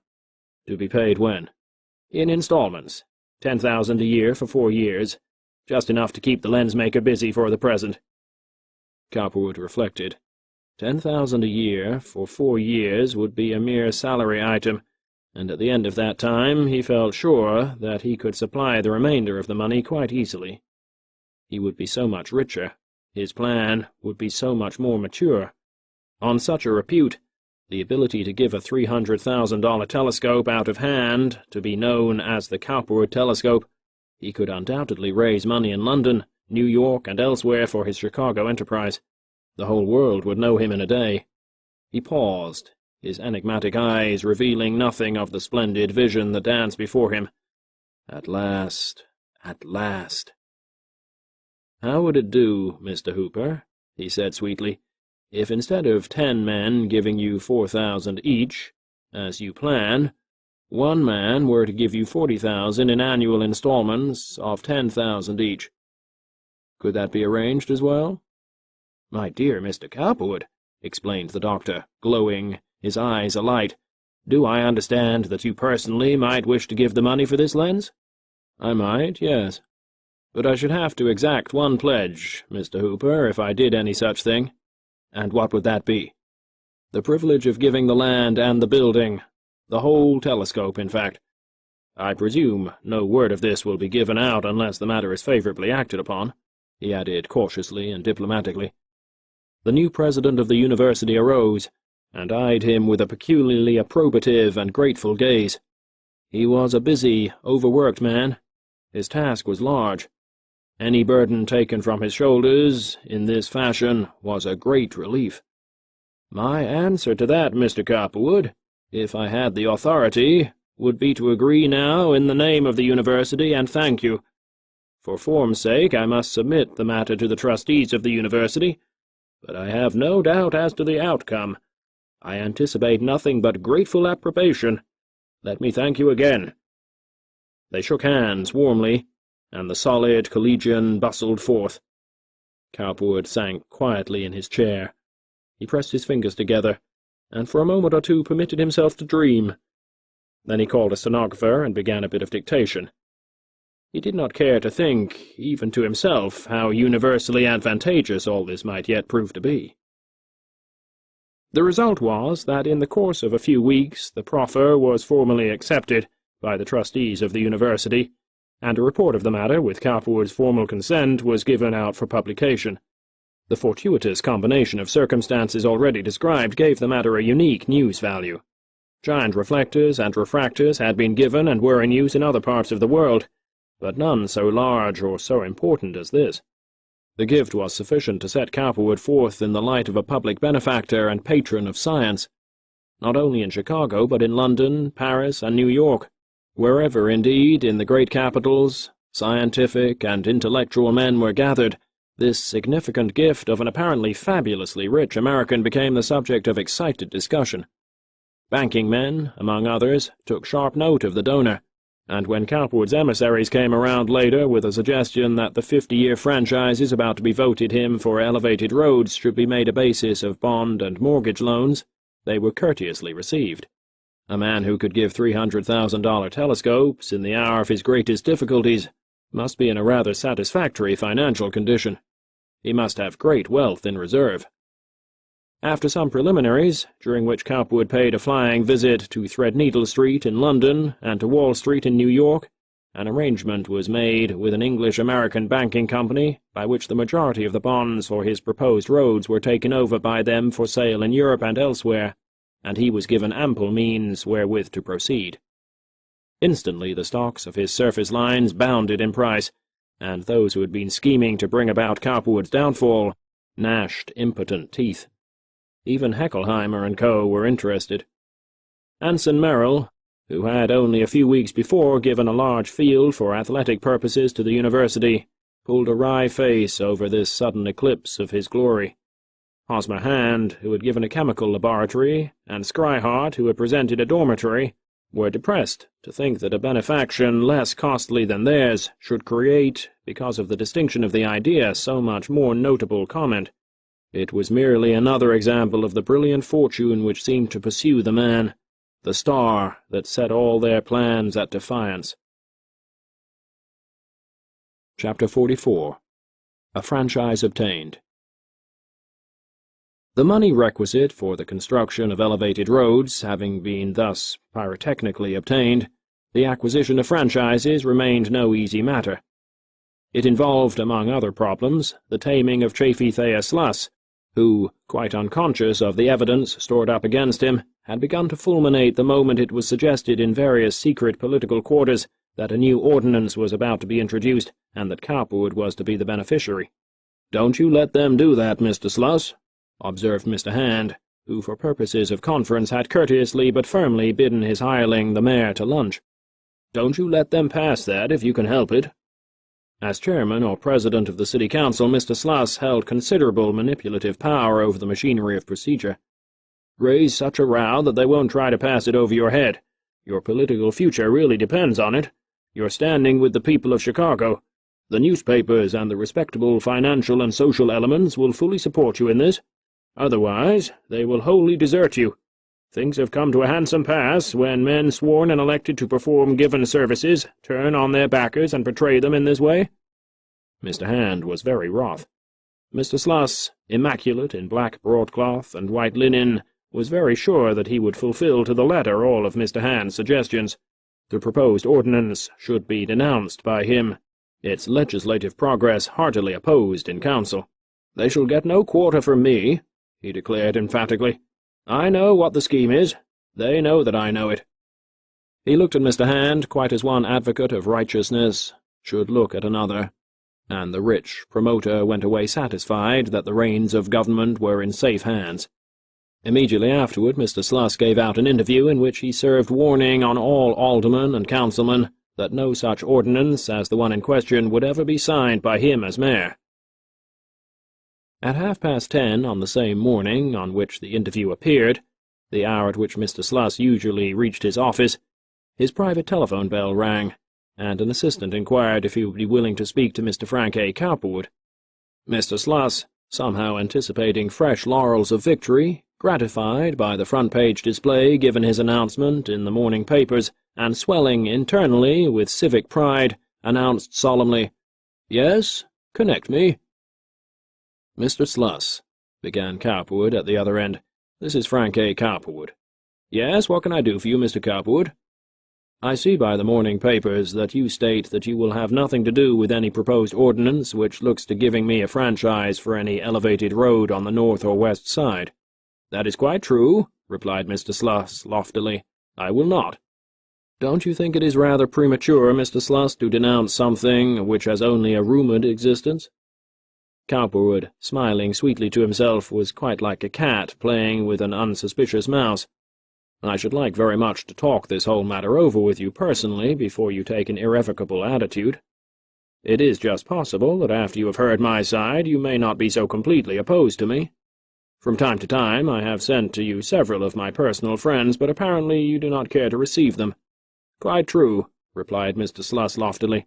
"But you must remember that I am a very busy man, Mr. Cowperwood, and besides, I do not see how I can serve any of your purposes. You are working for a set of conditions to which I am morally and temperamentally opposed. I am working for another.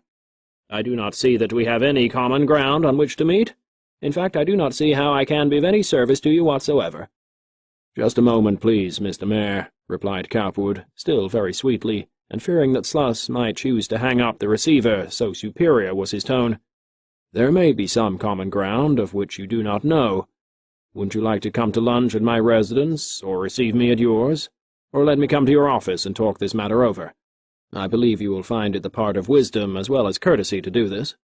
"I cannot possibly lunch with you today," replied Sluss, "and I cannot see you either. There are a number of things pressing for my attention.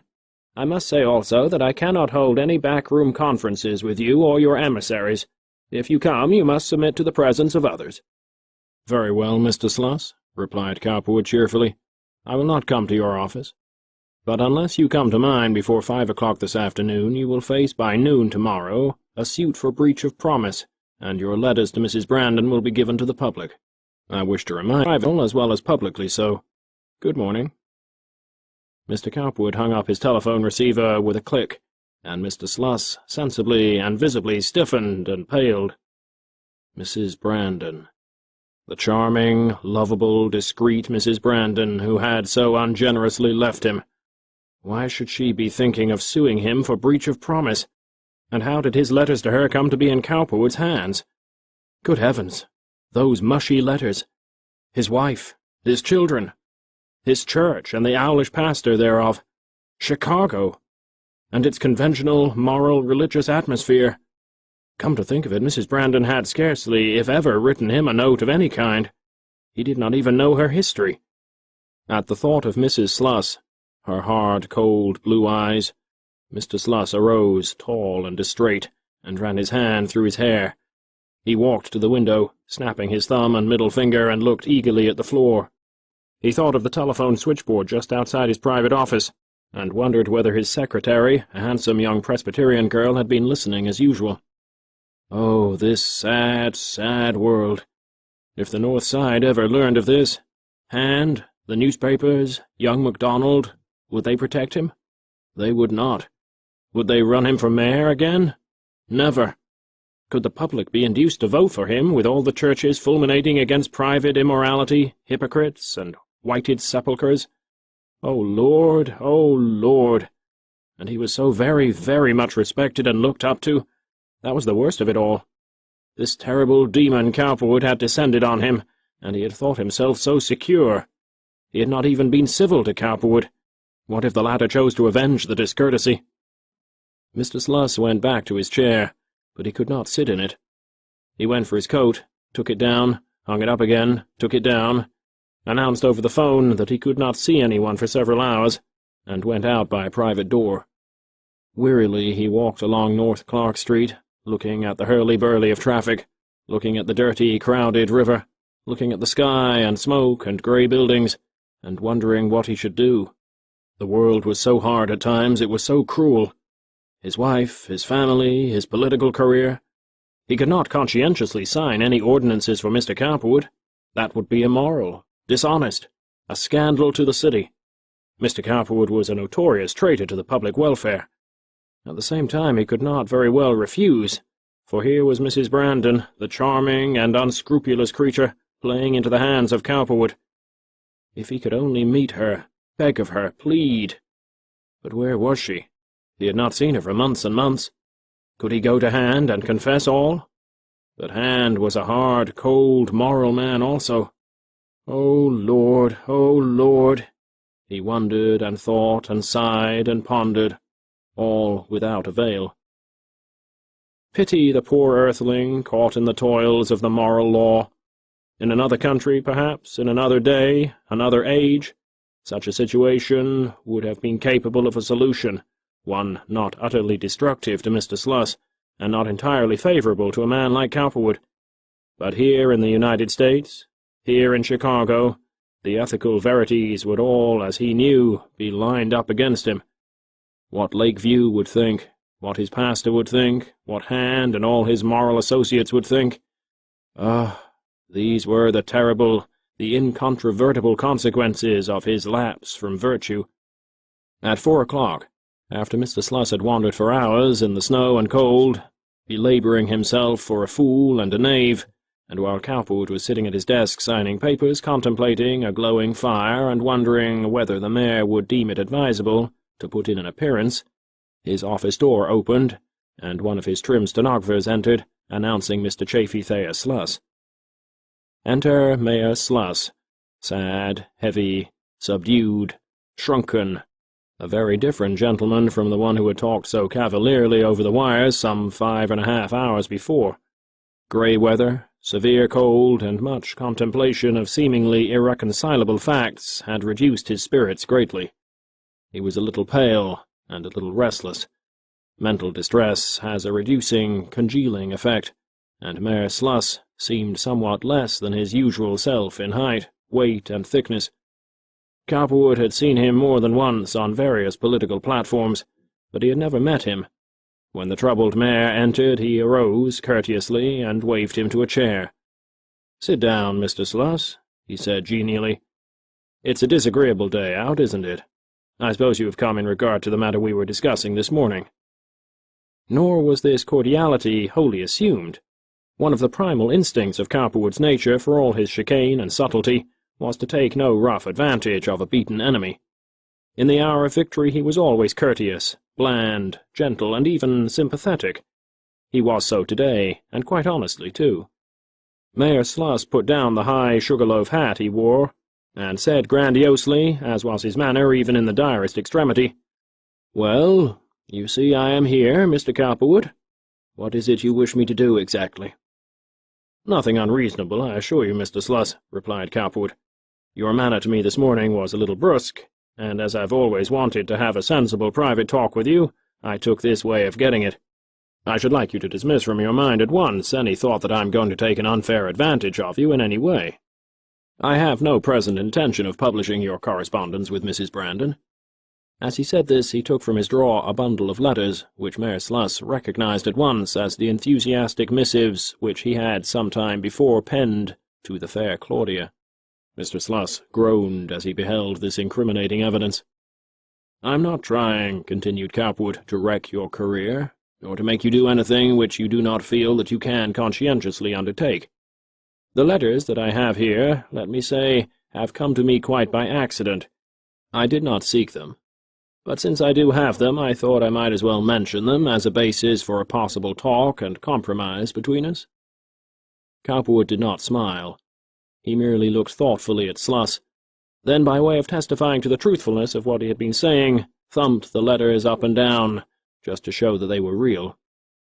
"Yes," said Mr. Sluss heavily, "I see." He studied the bundle, a small, solid affair, while Cowperwood looked discreetly elsewhere. He contemplated his own shoes, the floor. He rubbed his hands and then his knees. Cowperwood saw how completely he had collapsed. It was ridiculous, pitiable. "Come, Mr. Sluss," said Cowperwood amiably, "cheer up. Things are not nearly as desperate as you think. I give you my word right now that nothing which you yourself on mature thought could say was unfair will be done. You are the mayor of Chicago. I am a citizen. I merely wish fair play from you. I merely ask you to give me your word of honor that from now on you will take no part in this fight, which is one of pure spite against me. If you cannot conscientiously aid me in what I consider to be a perfectly legitimate demand for additional franchises, you will at least not go out of your way to publicly attack me. I will put these letters in my safe, and there they will stay until the next campaign is over, when I will take them out and destroy them. I've no personal feeling against you, none in the world. I do not ask you to sign any ordinance which the council may pass, giving me elevated road rights. What I do wish you to do at this time is to refrain from stirring up public sentiment against me, especially if the council should see fit to pass an ordinance over my veto. Is that satisfactory? But, my friends, the public, the Republican Party, don't you see it is expected of me that I should wage some form of campaign against you? Queried Sluss nervously. No, I don't, replied Cowperwood succinctly. And anyhow, there are always ways and ways of waging a public campaign. Go through the motions if you wish, but don't put too much heart in it. And anyhow, see some of my lawyers from time to time when they call on you. Judge Dickensheets is an able and fair man. So is General Van Sickle. Why not confer with them occasionally, not publicly, of course, but in some less conspicuous way? You will find both of them most helpful. Cowperwood smiled encouragingly, quite beneficently, and Chafee Thayer Sluss, his political hopes gone glimmering, sat and mused for a few moments in a sad and helpless quandary. Very well, he said at last, rubbing his hands feverishly. It is what I might have expected. I should have known. There is no other way, but— Hardly able to repress the hot tears now burning beneath his eyelids, the Honourable Mr. Sluss picked up his hat and left the room. Needless to add that his preachings against Cowperwood were permanently silenced. Chapter 45. Changing Horizons. The effect of all this was to arouse in Cowperwood the keenest feelings of superiority he had ever yet enjoyed. Hitherto he had fancied that his enemies might worst him, but at last his path seemed clear. He was now worth, all in all, the round sum of $20 million. His art collection had become the most important in the West, perhaps in the nation, public collections included. He began to envision himself as a national figure, possibly even an international one.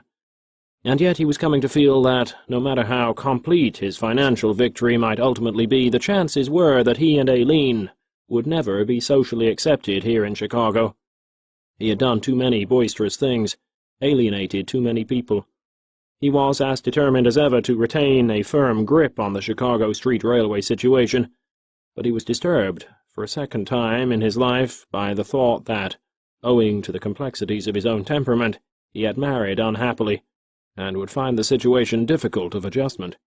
Aileen, whatever might be said of her deficiencies, was by no means as tractable or acquiescent as his first wife, and besides, he felt that he owed her a better turn. By no means did he actually dislike her as yet, though she was no longer soothing, stimulating, or suggestive to him as she had formerly been. Her woes, because of him, were too many, her attitude toward him too censorious. He was perfectly willing to sympathize with her, to regret his own change of feeling, but what would you? He could not control his own temperament any more than Aileen could control hers. The worst of this situation was that it was now becoming complicated on Cowperwood's part, with the most disturbing thoughts concerning Bernice Fleming. Ever since the days when he had first met her mother, he had been coming more and more to feel for the young girl a soul-stirring passion, and that without a single look exchanged or a single word spoken. There is a static something which is beauty, and this may be clothed in the habiliments of a ragged philosopher, or in the silks and satins of pampered coquetry. It was a suggestion of this beauty, which is above sex and above age and above wealth, that shone in the blowing hair and night-blue eyes of Bernice Fleming. His visit to the Carter family at Pocono had been a disappointment to him, because of the apparent hopelessness of arousing Bernice's interest, and since that time, and during their casual encounters, she had remained politely indifferent. Nevertheless, he remained true to his persistence in the pursuit of any game he had fixed upon. Mrs. Carter, whose relations with Cowperwood had in the past been not wholly platonic, nevertheless attributed much of his interest in her to her children, and their vital chance. Bernice and Rolfe themselves knew nothing concerning the nature of their mother's arrangements with Cowperwood. True to his promise of protectorship and assistance, he had established her in a New York apartment adjacent to her daughter's school, and where he fancied that he himself might spend many happy hours, were Bernice but near. Proximity to Bernice. the desire to arouse her interest and command her favour. Cowperwood would scarcely have cared to admit to himself how great a part this played in a thought which had recently been creeping into his mind. It was that of erecting a splendid house in New York. By degrees, this idea of building a New York house had grown upon him. His Chicago mansion was a costly sepulchre in which Aileen sat brooding over the woes which had befallen her. Moreover, aside from the social defeat which it represented, it was becoming merely as a structure, but poorly typical of the splendour and ability of his imaginations. This second dwelling, if he ever achieved it, should be resplendent, a monument to himself. In his speculative wanderings abroad he had seen many such great palaces, designed with the utmost care, which had housed the taste and culture of generations of men. His art collection, in which he took an immense pride, had been growing, until it was the basis, if not the completed substance, of a very splendid memorial. Already in it were gathered paintings of all the important schools, to say nothing of collections of jade, illuminated missals, porcelains, rugs, draperies, mirror frames, and a beginning at rare originals of sculpture. The beauty of these strange things, the patient labourings of inspired souls of various times and places, moved him on occasion to a gentle awe. Of all individuals he respected, indeed revered, the sincere artist. Existence was a mystery, but these souls, who set themselves to quiet tasks of beauty, had caught something of which he was dimly conscious. Life had touched them with a vision. Their hearts and souls were attuned to sweet harmonies of which the common world knew nothing. Sometimes, when he was weary after a strenuous day, he would enter, late in the night, his now silent gallery, and turning on the lights so that the whole sweet room stood revealed, he would seat himself before some treasure, reflecting on the nature, the mood, the time, and the man that had produced it. Sometimes it would be one of Rembrandt's melancholy heads, the sad portrait of a rabbi, or the sweet introspection of a Rousseau stream, a solemn Dutch housewife rendered in the bold fidelity and resonant enamelled surfaces of a Hals, or the cold elegance of an Ingres, commanded his utmost enthusiasm. So he would sit and wonder at the vision and skill of the original dreamer, exclaiming at times, "A marvel, a marvel." At the same time, so far as Aileen was concerned, things were obviously shaping up for additional changes. She was in that peculiar state which had befallen many a woman, trying to substitute a lesser ideal for a greater, and finding that the effort is useless, or nearly so. In regard to her affair with Lind, aside from the temporary relief and diversion it had afforded her, she was beginning to feel that she had made a serious mistake. Lind was delightful, after his fashion. He could amuse her with a different type of experience from any that Cowperwood had to relate. Once they were intimate, he had, with an easy, genial air, confessed to all sorts of liaisons in Europe and America. He was utterly pagan, a faun, and at the same time he was truly of the smart world. His open contempt of all but one or two of the people in Chicago whom Aileen had secretly admired and wished to associate with, and his easy references to figures of importance in the East and in Paris and London, raised him amazingly in her estimation. It made her feel, sad to relate, that she had by no means lowered herself in succumbing so readily to his forceful charms. Nevertheless, because he was what he was, genial, complimentary, affectionate, but a playboy merely, and a soldier of fortune with no desire to make over her life for her on any new basis, she was now grieving over the futility of this romance, which had got her nowhere, and which in all probability had alienated Cowperwood for good. He was still outwardly genial and friendly, but their relationship was now coloured by a sense of mistake and uncertainty, which existed on both sides, but which in Aileen's case amounted to a subtle species of soul torture. Hitherto she had been the aggrieved one, the one whose loyalty had never been in question, and whose persistent affection and faith had been greatly sinned against. Now all this was changed. The manner in which he had sinned against her was plain enough, but the way in which, out of pique, she had forsaken him was in the other balance. Say what you will, the loyalty of woman, whether a condition in nature or an evolved accident of sociology, persists as a dominating thought in at least a section of the race. And women themselves, be it said, are the ones who most loudly and openly subscribe to it. Cowperwood himself was fully aware that Aileen had deserted him, not because she loved him less or Lind more, but because she was hurt, and deeply so. Aileen knew that he knew this. From one point of view it enraged her and made her defiant. From another it grieved her to think she had uselessly sinned against his faith in her. Now he had ample excuse to do anything he chose. Her best claim on him, her wounds, she had thrown away as one throws away a weapon. Her pride would not let her talk to him about this, and at the same time she could not endure the easy, tolerant manner with which he took it. His smiles, his forgiveness, his sometimes pleasant jesting were all a horrible offence. To complete her mental quandary, she was already beginning to quarrel with Lind over this matter of her unbreakable regard for Cowperwood. With the sufficiency of a man of the world, Lind intended that she should succumb to him completely and forget her wonderful husband. When with him, she was apparently charmed and interested, yielded herself freely, but this was more out of pique at Cowperwood's neglect than from any genuine passion for Lind. In spite of her pretensions of anger, her sneers and criticisms whenever Cowperwood's name came up, she was nevertheless hopelessly fond of him, and identified with him spiritually, and it was not long before Lind began to suspect this. Such a discovery is a sad one for any master of women to make. It jolted his pride severely. "You care for him still, don't you?" he asked with a wry smile upon one occasion. They were sitting at dinner in a private room at Kingsley's, and Aileen, whose colour was high, and who was becomingly garbed in metallic green silk, was looking especially handsome.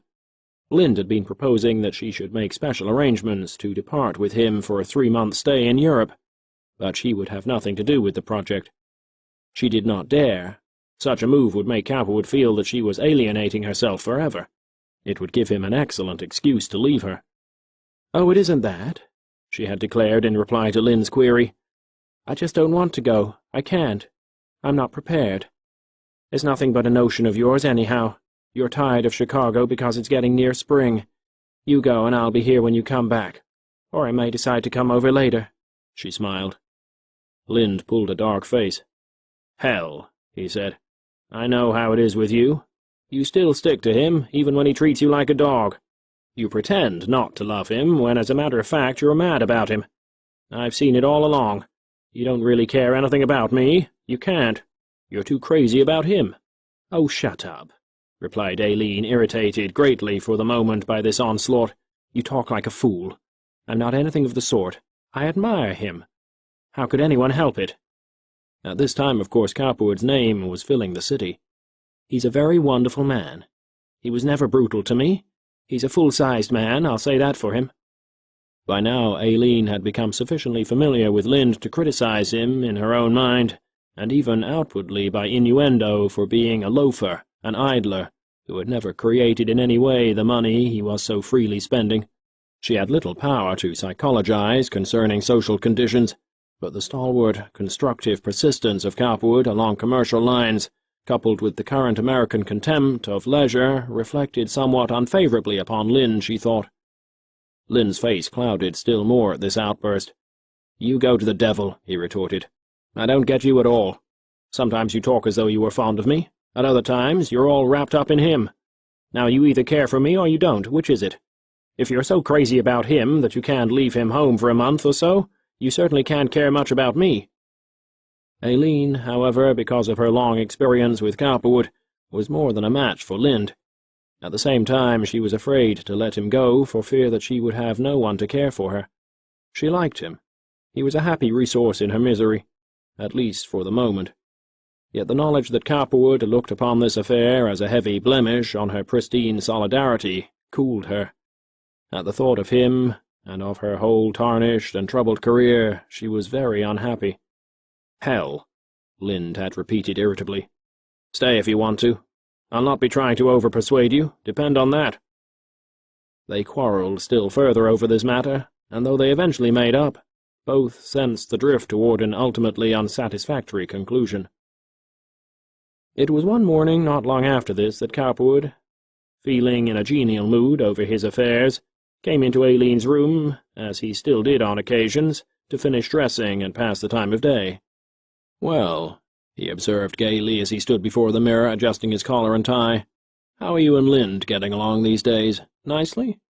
"Oh, you go to the devil," replied Aileen, flaring up and struggling with her divided feelings, which pained her constantly. "If it hadn't been for you, there wouldn't be any chance for your smarty how-am-I-getting-alongs. I'm getting along all right, fine, regardless of anything you may think. He's as good a man as you are any day, and better. I like him. At least he's fond of me, and that's more than you are. Why should you care what I do? You don't, so why talk about it? I want you to let me alone." Aileen, how you carry on. Don't flare up so, I meant nothing by it. I'm sorry as much for myself as for you. I've told you I'm not jealous. You think I'm critical? I'm not anything of the kind. I know how you feel. That's all very good." "Oh, yes, she replied. "Well, you can keep your feelings to yourself. Go to the devil, I tell you." Her eyes blazed. He stood now fully dressed in the centre of the rug before her, and Aileen looked at him, keen, valiant, handsome. Her old Frank.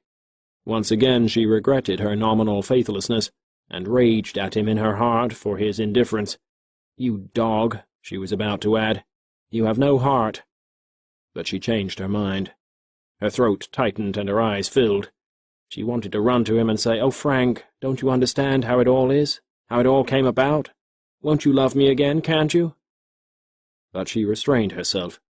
It seemed to her that he might understand, that he would, in fact, but that he would never again be faithful anyhow. And she would so gladly have discarded Lind, and any and all men, if he would only have said the word, would only have really and sincerely wished her to do so. It was one day not long after their morning quarrel in her bedroom that Cowperwood broached the matter of living in New York to Aileen, pointing out that thereby his art collection, which was growing constantly, might be more suitably housed, and that it would give her a second opportunity to enter social life.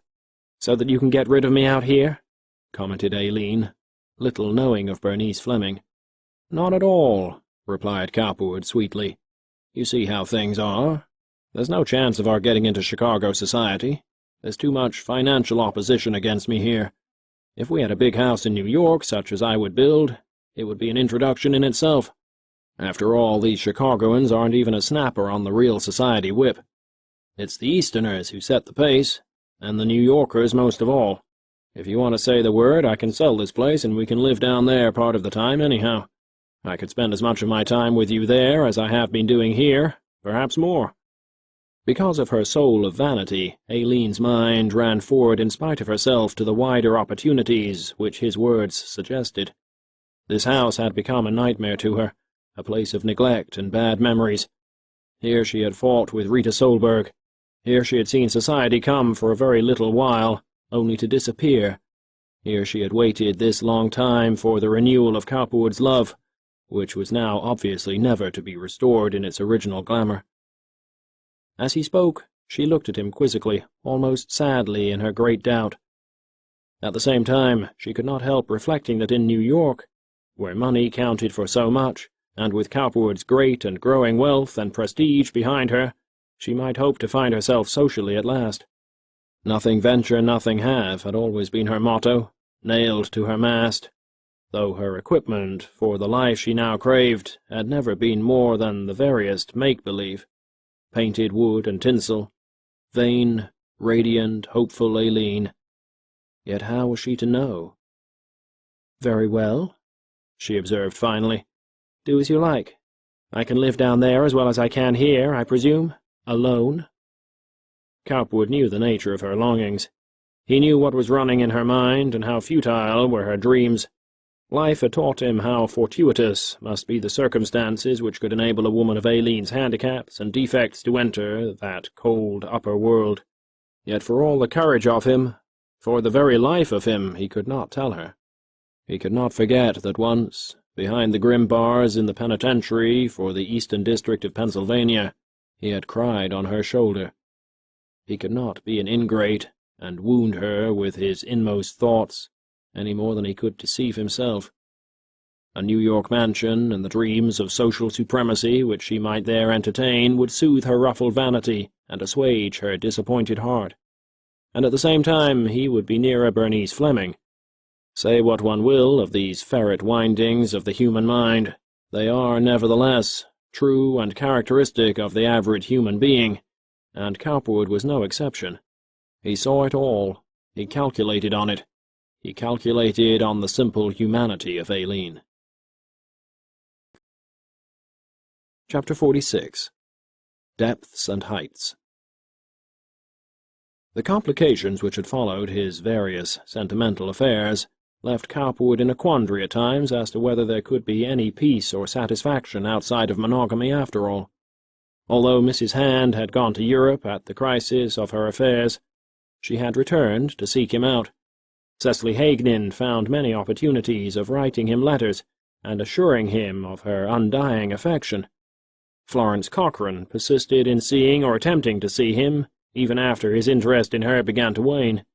For another thing, Aileen, owing to the complication and general degeneracy of her affairs, had recently begun to drink. Owing to the failure of her affair with Lind, for in spite of her yielding she had never had any real heart interest in it, and to the cavalier attitude with which Cowperwood took her disloyalty, she had reached that state of speculative doldrums where the human animal turns upon itself in bitter self-analysis. The end, with the more sensitive or the less durable, is dissipation, or even death. Woe to him who places his faith in illusion, the only reality, and woe to him who does not. In one way lies disillusion, with its pain, in the other way regret. After Lynn's departure for Europe, whither she had refused to follow him, Aileen took up with a secondary personage by the name of Watson Skeet, a sculptor. Unlike most artists, he was the solitary heir of the president of an immense furniture manufacturing company, in which he refused to take any interest.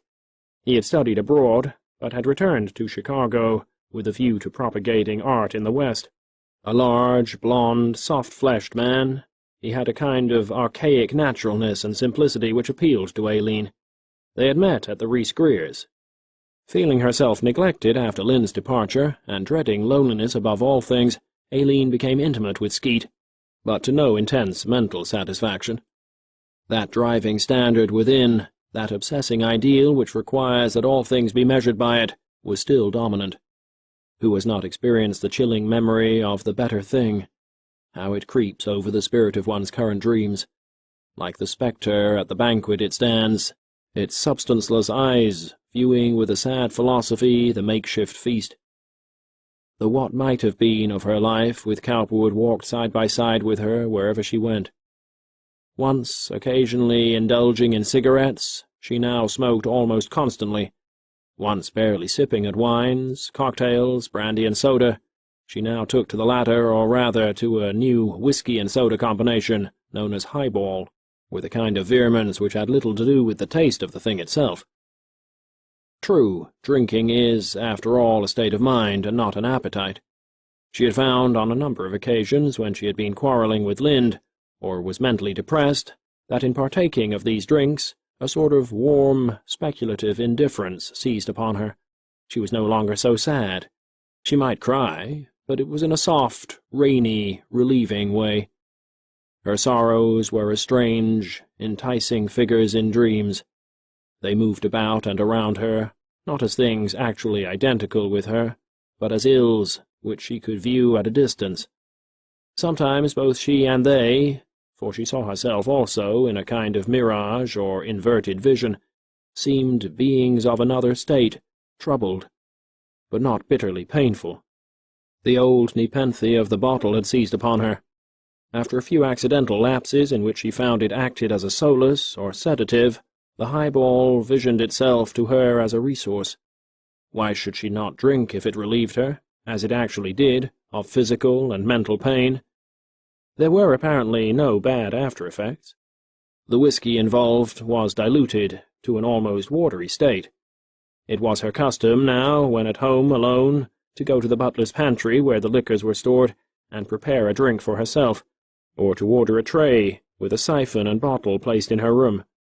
Cowperwood, noticing the persistence of its presence there, and the fact that she drank heavily at table, commented upon it. "You're not taking too much of that, are you, Aileen?" he questioned one evening, watching her drink down a tumbler of whiskey and water, as she sat contemplating a pattern of needlework with which the table was ornamented.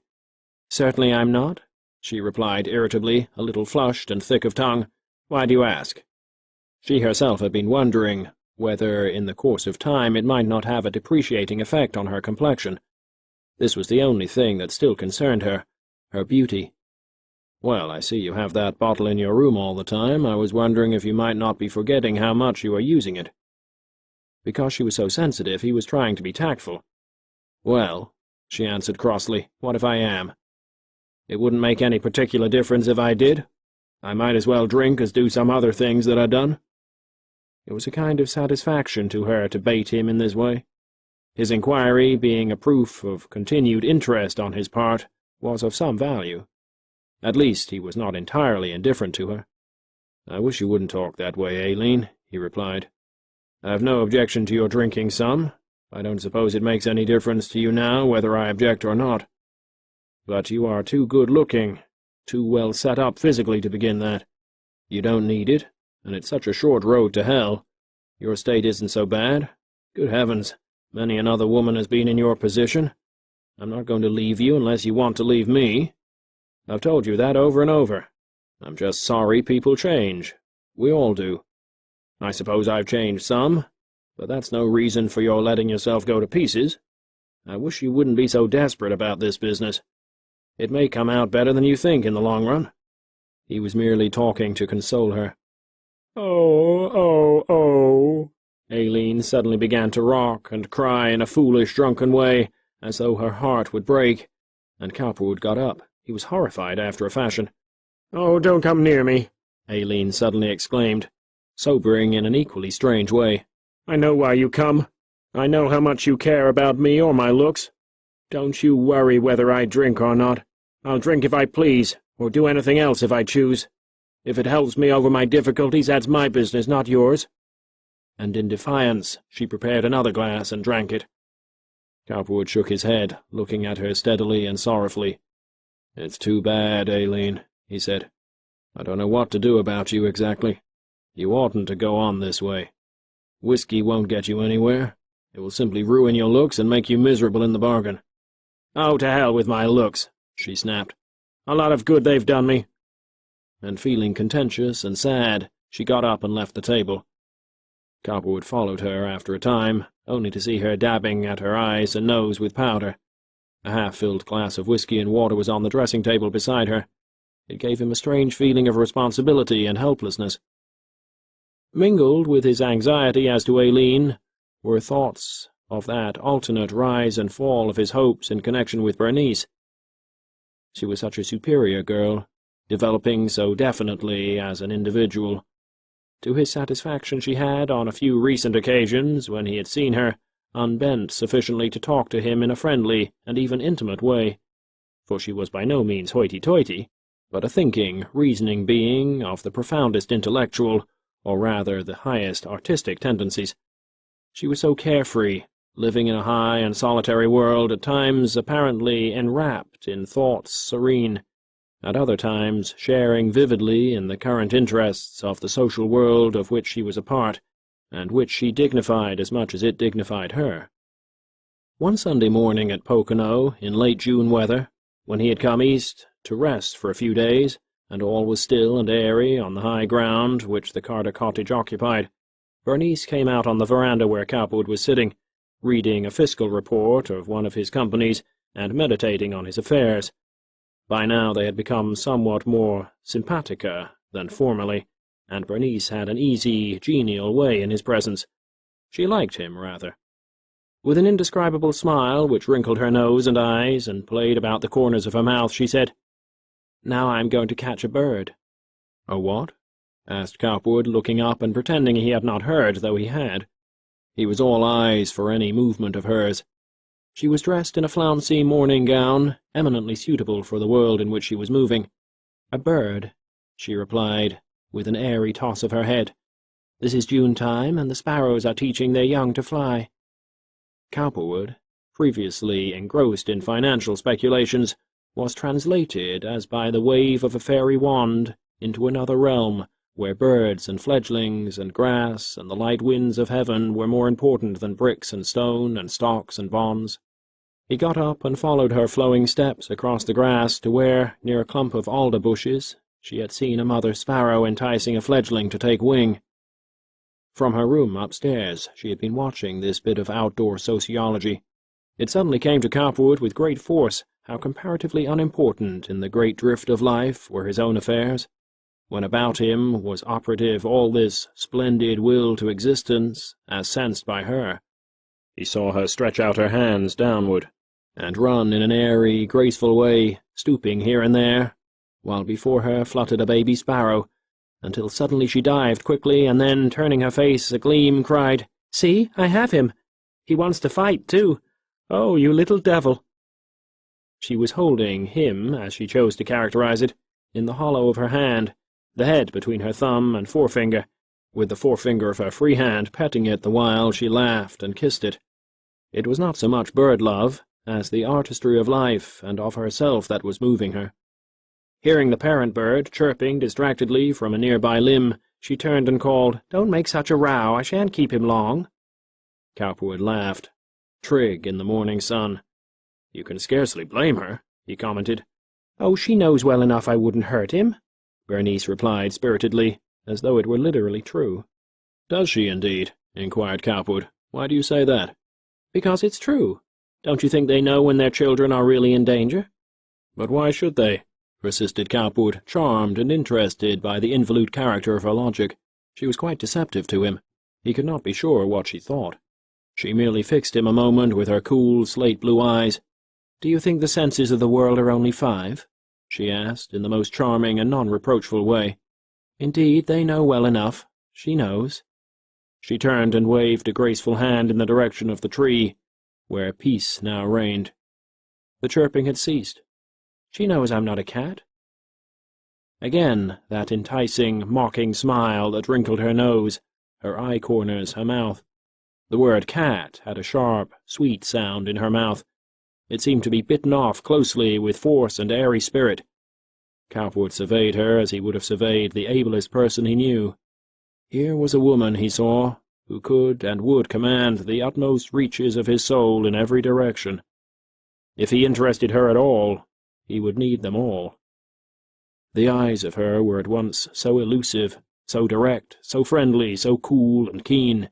"You will have to be interesting indeed to interest me," they seemed to say, and yet they were by no means averse, apparently, to a hearty camaraderie.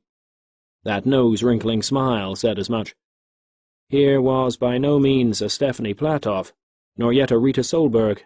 He could not assume her as he had Ella Hubby, or Florence Cochrane, or Cecily Hagnin. Here was an iron individuality, with a soul for romance and art and philosophy and life. He could not take her as he had those others, and yet Bernice was really beginning to think more than a little about Cowperwood. He must be an extraordinary man. Her mother said so, and the newspapers were always mentioning his name and noting his movements.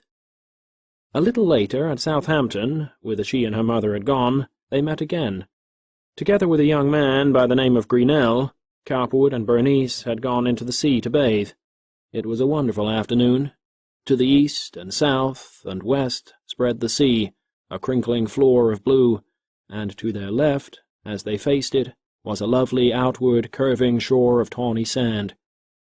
Studying Bernice, in blue silk bathing costume and shoes, Cowperwood had been stung by the wonder of passing life, how youth comes in, ever fresh, and age goes out. Here he was, long, crowded years of conflict and experience behind him, and yet this 20-year-old girl with her incisive mind and keen tastes was apparently as wise in matters of general import as himself. He could find no flaw in her armor in those matters which they could discuss. Her knowledge and comments were so ripe and sane despite a tendency to pose a little, which was quite within her rights. Because Grinnell had bored her a little, she had shunted him off, and was amusing herself talking to Cowperwood, who fascinated her by his compact individuality. "Do you know," she confided to him on this occasion, "I get so very bored of young men sometimes. They can be so inane. I do declare they are nothing more than shoes and ties and socks and canes strung together in some unimaginable way. Vaughan Grinnell is for all the world like a preambulating mannequin today. He is just an English suit with a cane attached walking about." "Well, bless my soul," commented Cowperwood. "What an indictment." "It's true," she replied.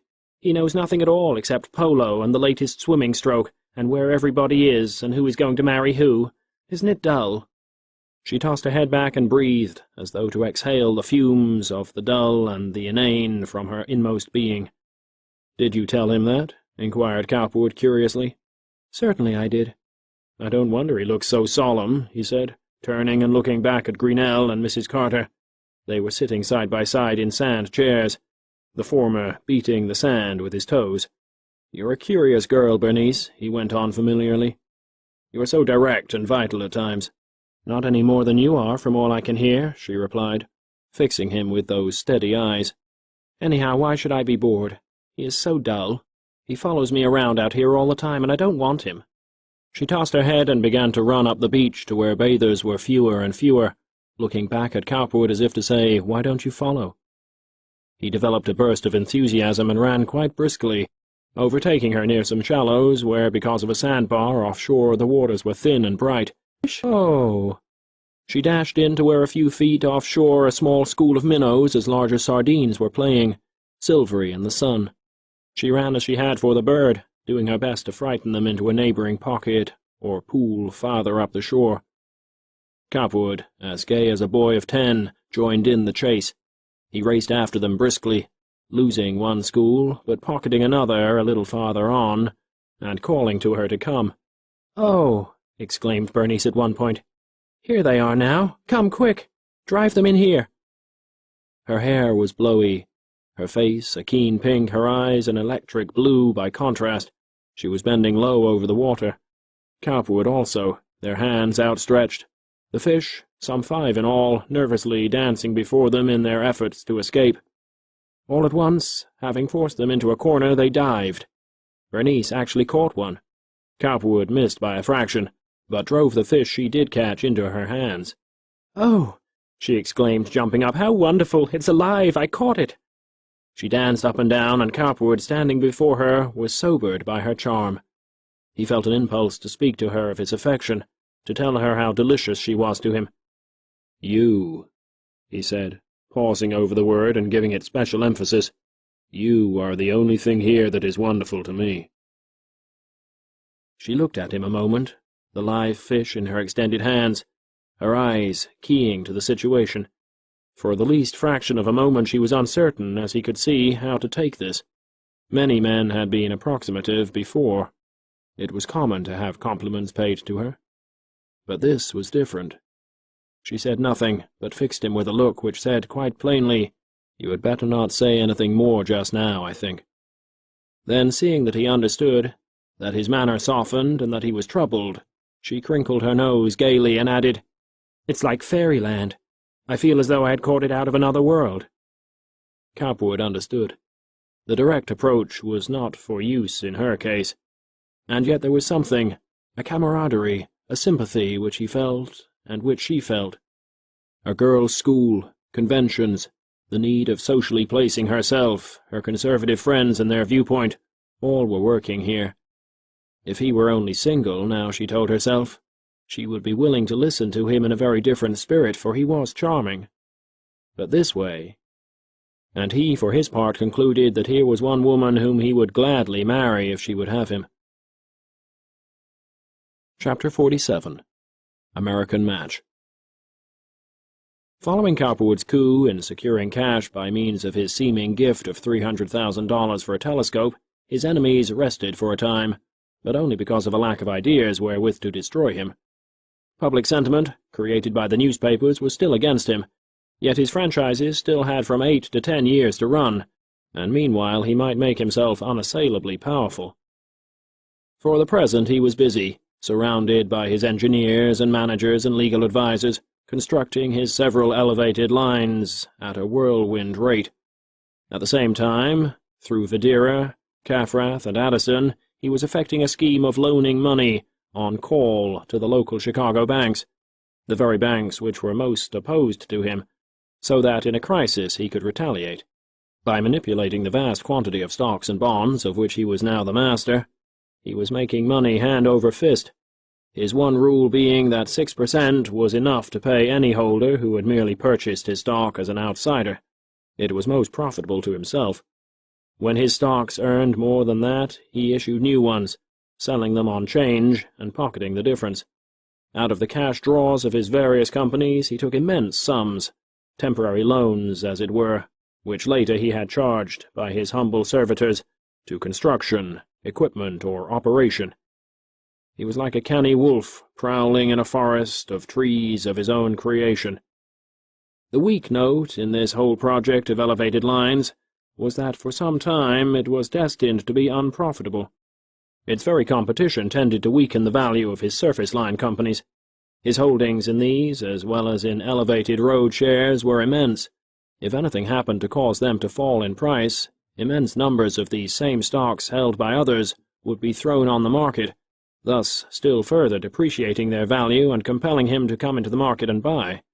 With the most painstaking care he began at once to pile up a reserve in government bonds for emergency purposes, which he decided should not be less than $8 or $9 million, for he feared financial storms as well as financial reprisals, and where so much was at stake he did not propose to be caught napping. At the time that Cowperwood first entered on elevated road construction, there was no evidence that any severe depression in the American money market was imminent, but it was not long before a new difficulty began to appear. It was now the day of the trust, in all its watery magnificence. Coal, iron, steel, oil, machinery, and a score of other commercial necessities had already been trustified, and others, such as leather, shoes, cordage, and the like, were almost hourly being brought under the control of shrewd and ruthless men. Already in Chicago, Scrihart, Hand, Arneal, Merrill, and a score of others were seeing their way to amazing profits by underwriting these ventures, which required ready cash, and to which lesser magnates, content with a portion of the leavings of Dives's table, were glad to bring to their attention. On the other hand, in the nation at large, there was growing up a feeling that at the top there were a set of giants, titans, who, without heart or soul, and without any understanding of or sympathy with the condition of the rank and file, were setting forth to enchain and enslave them. The vast mass, writhing in ignorance and poverty, finally turned with pathetic fury to the cure-all of a political leader in the West. This latter prophet, seeing gold becoming scarcer and scarcer, and the cash and credits of the land falling into the hands of a few who were manipulating them for their own benefit, had decided that what was needed was a greater volume of currency, so that credits would be easier and money cheaper to come by in the matter of interest. Silver, of which there was a superabundance in the mines, was to be coined at the ratio of $16 of silver for every one of gold in circulation, and the parity of the two metals maintained by fiat of government. Never again should the few be able to make a weapon of the people's medium of exchange in order to bring about their undoing. There was to be ample money, far beyond the control of central banks and the men in power over them. It was a splendid dream, worthy of a charitable heart, but because of it, a disturbing war for political control of the government was shortly threatened, and soon began. The money element, sensing the danger of change involved in the theories of the new political leader, began to fight him and the element in the Democratic Party which he represented. The rank and file of both parties, the more or less hungry and thirsty, who lie ever at the bottom on both sides, hailed him as a heaven-sent deliverer, a new Moses come to lead them out of the wilderness of poverty and distress. Woe to the political leader who preaches a new doctrine of deliverance, and who, out of tenderness of heart, offers a panacea for human ills. His truly shall be a crown of thorns. Cowperwood, no less than other men of wealth, was opposed to what he deemed a crack-brained idea, that of maintaining a parity between gold and silver by law. Confiscation was his word for it, the confiscation of the wealth of the few for the benefit of the many. Most of all, he was opposed to it because he feared that this unrest, which was obviously growing, foreshadowed a class war, in which investors would run for cover and money be locked in strong boxes. At once he began to shorten sail, to invest only in the soundest securities, and to convert all his weaker ones into cash. To meet current emergencies, however, he was compelled to borrow heavily here and there, and in doing so he was quick to note that those banks representing his enemies in Chicago and elsewhere were willing to accept his various stocks as collateral, providing he would accept loans subject to call. He did so gladly, at the same time suspecting Hand, Scrihart, Arneel, and Merrill of some scheme to wreck him, providing they could get him where the calling of his loans suddenly and in concert would financially embarrass him. "I think I know what that crew are up to," he once observed to Addison at this period. "Well, they will have to rise very early in the morning if they catch me napping." The thing that he suspected was really true. Scrihart, Hand, and Arneel, watching him through their agents and brokers, had soon discovered, in the very earliest phases of the silver agitation, and before the real storm broke, that he was borrowing in New York, in London, in certain quarters of Chicago and elsewhere. "It looks to me," said Scrihart one day to his friend Arneel, "as if our friend has gotten in a little too deep. He has overreached himself. These elevated road schemes of his have eaten up too much capital. There is another election coming on next fall, and he knows we are going to fight tooth and nail. He needs money to electrify his surface lines. If we could trace out exactly where he stands, and where he has borrowed, we might know what to do." "Unless I am greatly mistaken," replied Arneel, "he is in a tight place, or is rapidly getting there. This silver agitation is beginning to weaken stocks and tighten money. I suggest that our banks here loan him all the money he wants on call.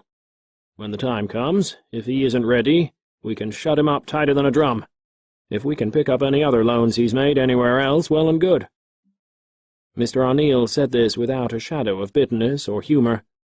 In some tight hour, perhaps, now fast approaching, Mr. Cowperwood would be promised salvation, saved, on condition that he should leave Chicago forever. There were those who would take over his property in the interest of the city and upright government, and administer it accordingly.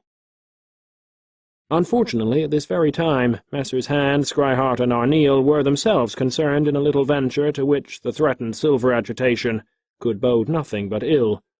This concerned so simple a thing as matches, a commodity which at this time, along with many others, had been trustified, and was yielding a fine profit. American Match was a stock which was already listed on every exchange, and which was selling steadily around 120.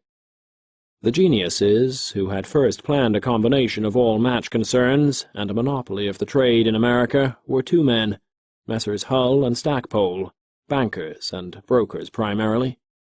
Mr. Phineas Hull was a small, ferret-like, calculating man, with a sparse growth of dusty brown hair and an eyelid, the right one, which was partially paralyzed and drooped heavily, giving him a characterful and yet at times a sinister expression. His partner, Mr. Benoni Stackpole, had been once a stage driver in Arkansas, and later a horse trader. He was a man of great force and calculation, large, oleaginous, politic, and courageous. Without the ultimate brain capacity of such men as Arneel, Hand, and Merrill, he was nevertheless resourceful and able. He had started somewhat late in the race for wealth, but now, with all his strength, he was endeavoring to bring to fruition this plan which, with the aid of Hull, he had formulated. Inspired by the thought of great wealth, they had first secured control of the stock of one match company, and had then put themselves in a position to bargain with the owners of others. The patents and processes controlled by one company and another had been combined, and the field had been broadened as much as possible. But to do all this, a great deal of money had been required, much more than was in possession of either Hull or Stackpole. Both of them being Western men, they looked first to Western capital, and Scrihart, Arneel, and Merrill were in turn appealed to, and great blocks of the new stock were sold to them at inside figures. By the means thus afforded, the combination proceeded apace. Patents for exclusive processes were taken over from all sides, and the idea of invading Europe and eventually controlling the market of the world had its inception. At the same time, it occurred to each and all of their lordly patrons that it would be a splendid thing if the stock they had purchased at 45 and which was now selling an open market at 120, should go to 300, where, if these monopolistic dreams were true, it properly belonged. A little more of this stock, the destiny of which at this time seemed sure and splendid, would not be amiss. And so there began a quiet campaign on the part of each capitalist to gather enough of it to realize a true fortune on the rise. A game of this kind is never played with the remainder of the financial community entirely unaware of what is on foot. In the inner circles of brokerage life, rumors were soon abroad that a tremendous boom was in store for American Match.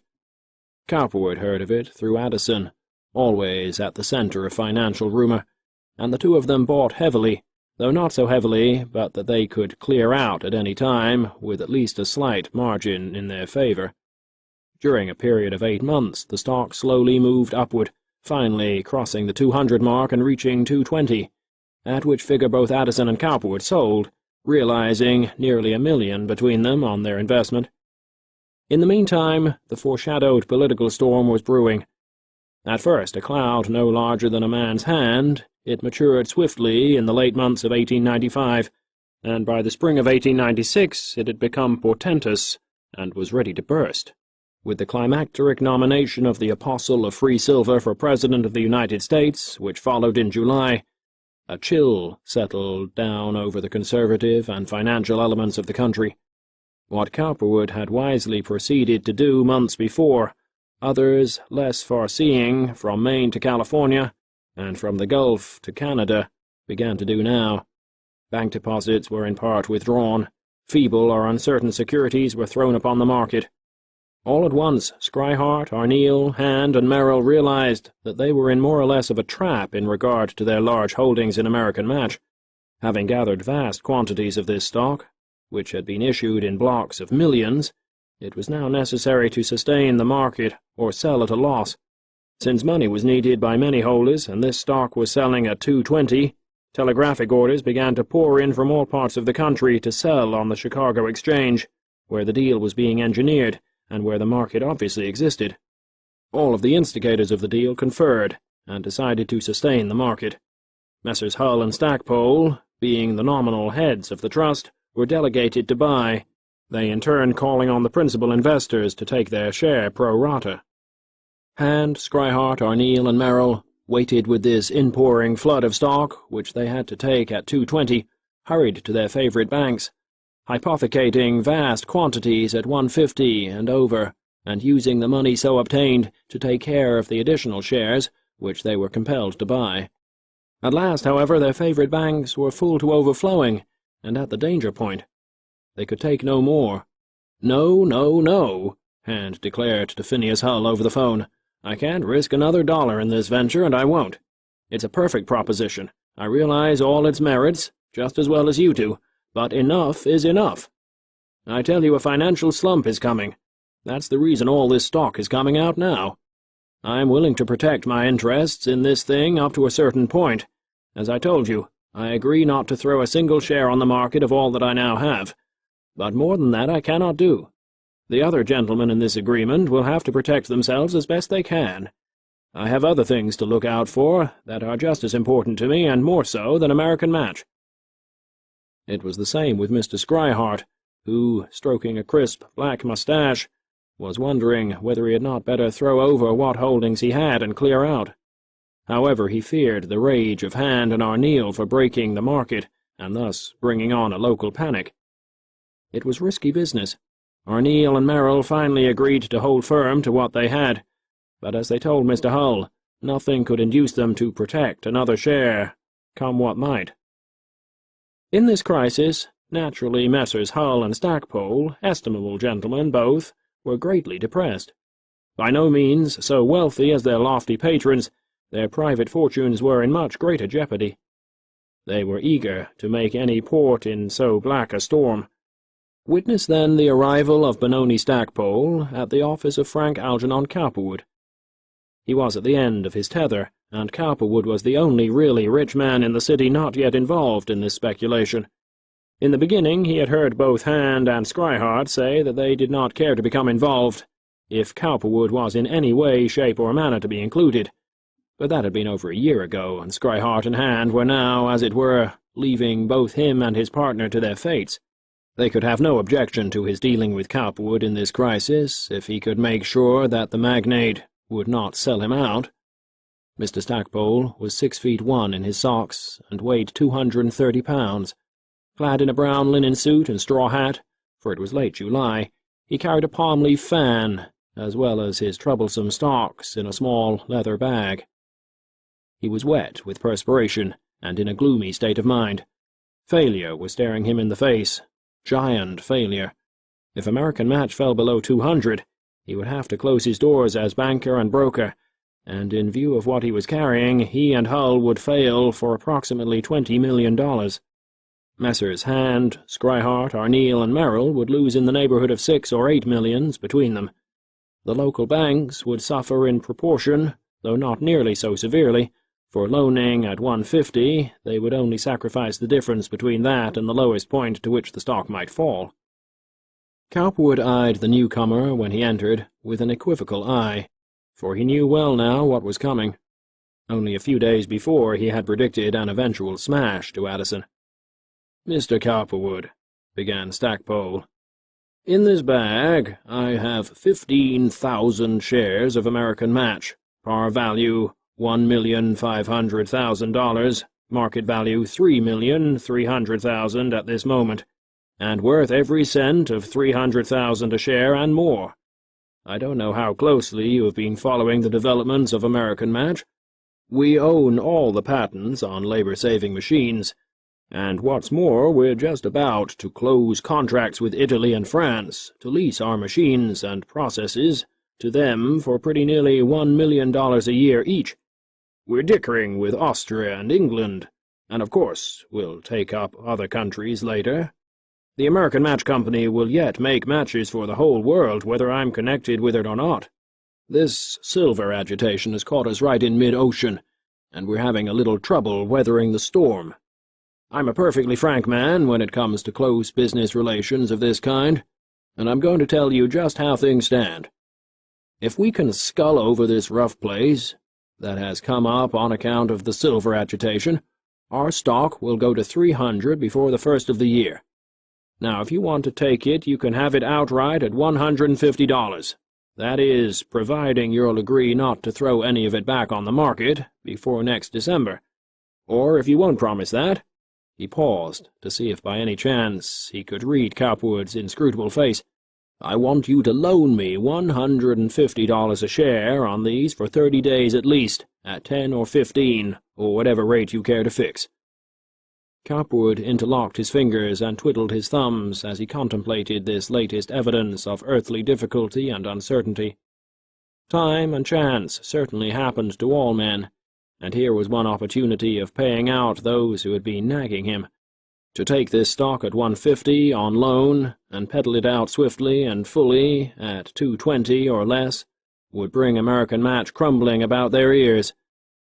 When it was selling at 150 or less, he could buy it back, pocket his profits, contemplate his deal with Mr. Stackpole, pocket his interest, and smile like the well-fed cat in the fable. It was as simple as twiddling his thumbs, which he was now doing. "Who has been backing this stock here in Chicago besides yourself, Mr. Hull?" he asked pleasantly. "I think that I already know, but I should like to be certain, if you have no objection." "None in the least, replied Mr. Stackpole accommodatingly. "Mr. Hand, Mr. Scryhart, Mr. Arneel, and Mr. Merrill." "That is what I thought," commented Cowperwood easily. "They can't take this up for you? Is that it? Saturated?" "Saturated," agreed Mr. Stackpole dully. "But there's one thing I'd have to stipulate in accepting a loan on these. Not a share must be thrown on the market, or at least not before I have failed to respond to your call. I have understood that there is a little feeling between you and Mr. Hand and the other gentleman I have mentioned. But as I say, and I'm talking perfectly frankly now, I'm in a corner, and it's any port in a storm. If you want to help me, I'll make the best terms I can, and I won't forget the favor." He opened the bag and began to take out the securities, long, greenish-yellow bundles tightly gripped in the center by thick elastic bands. They were in bundles of 1,000 shares each. Since Stackpole half proffered them to him, Cowperwood took them in one hand and lightly weighed them up and down. "I'm sorry, Mr. Stackpole," he said sympathetically after a moment of apparent reflection, "but I cannot possibly help you in this matter. I'm too involved in other things myself, and I do not often indulge in stock speculation of any kind. I have no particular malice toward any one of the gentlemen you mentioned. I do not trouble to dislike all who dislike me. I might, of course, if I chose, take these stocks and pay them out and throw them on the market tomorrow, but I've no desire to do anything of the sort. I only wish I could help you, and if I thought I could carry them safely for 3 or 4 months, I would. As it is—" he lifted his eyebrows sympathetically. "Have you tried all the bankers in town?" "Practically everyone." "And they can't help you. They're carrying all they can stand now." "Too bad. I'm sorry, very. By the way, do you happen by any chance to know Mr. Millard Bailey, or Mr. Edwin Caffrath?" "No, I don't," replied Stackpole hopefully. "Well now, there are 2 men who are much richer than is generally supposed. They often have very large sums at their disposal. You might look them up on a chance. Then there's my friend Videra. I don't know how he is fixed at present. You can always find him at the 12th Ward Bank. He might be inclined to take a good portion of that, I don't know. He's much better off than most people seem to think. I wonder you haven't been directed to some of these men before." As a matter of fact, no one of the individuals in question would have been interested to take $1 of this loan except on Cowperwood's order, but Stackpole had no reason for knowing this. They were not prominently identified with the magnate. "Thank you very much, I will," observed Stackpole, restoring his undesired stocks to his bag. Cowperwood, with an admirable show of courtesy, called a stenographer, and pretended to secure for his guest the home addresses of these gentlemen. He then bade Mr. Stackpole an encouraging farewell. The distrait promoter at once decided to try not only Bailey and Caffrath, but Videra. But even as he drove toward the office of the first mentioned, Cowperwood was personally busy reaching him by telephone. "I say, Bailey," he called, when he had secured the wealthy lumberman on the wire. "Benoni Stackpole of Hull and Stackpole was here to see me just now." "Yes?" "He has with him 15,000 shares of American Match. Par value 100, market value today 220. "Yes?" "He is trying to hypothecate the lot or any part of it at 150. "Yes?" "You know what the trouble with American Match is, don't you?" "No. I only know it's been driven up to where it is now by a bull campaign." "Well, listen to me. It's going to break. American Match is going to bust." "Yes?" "But I want you to loan this man $500,000 at 120 or less, and then recommend that he goes to Edwin Caffrath or Anton Videra for the balance." "But, Frank, I haven't any 500,000 to spare. You say American Match is going to bust?" "I know you haven't, but draw the check on the Chicago Trust and Addison will honor it. Send the stock to me and forget all about it. I will do the rest. But under no circumstances mention my name, and don't appear too eager. Not more than 120 at the outside, do you hear? And less if you can get it. You recognize my voice, don't you?" "Perfectly."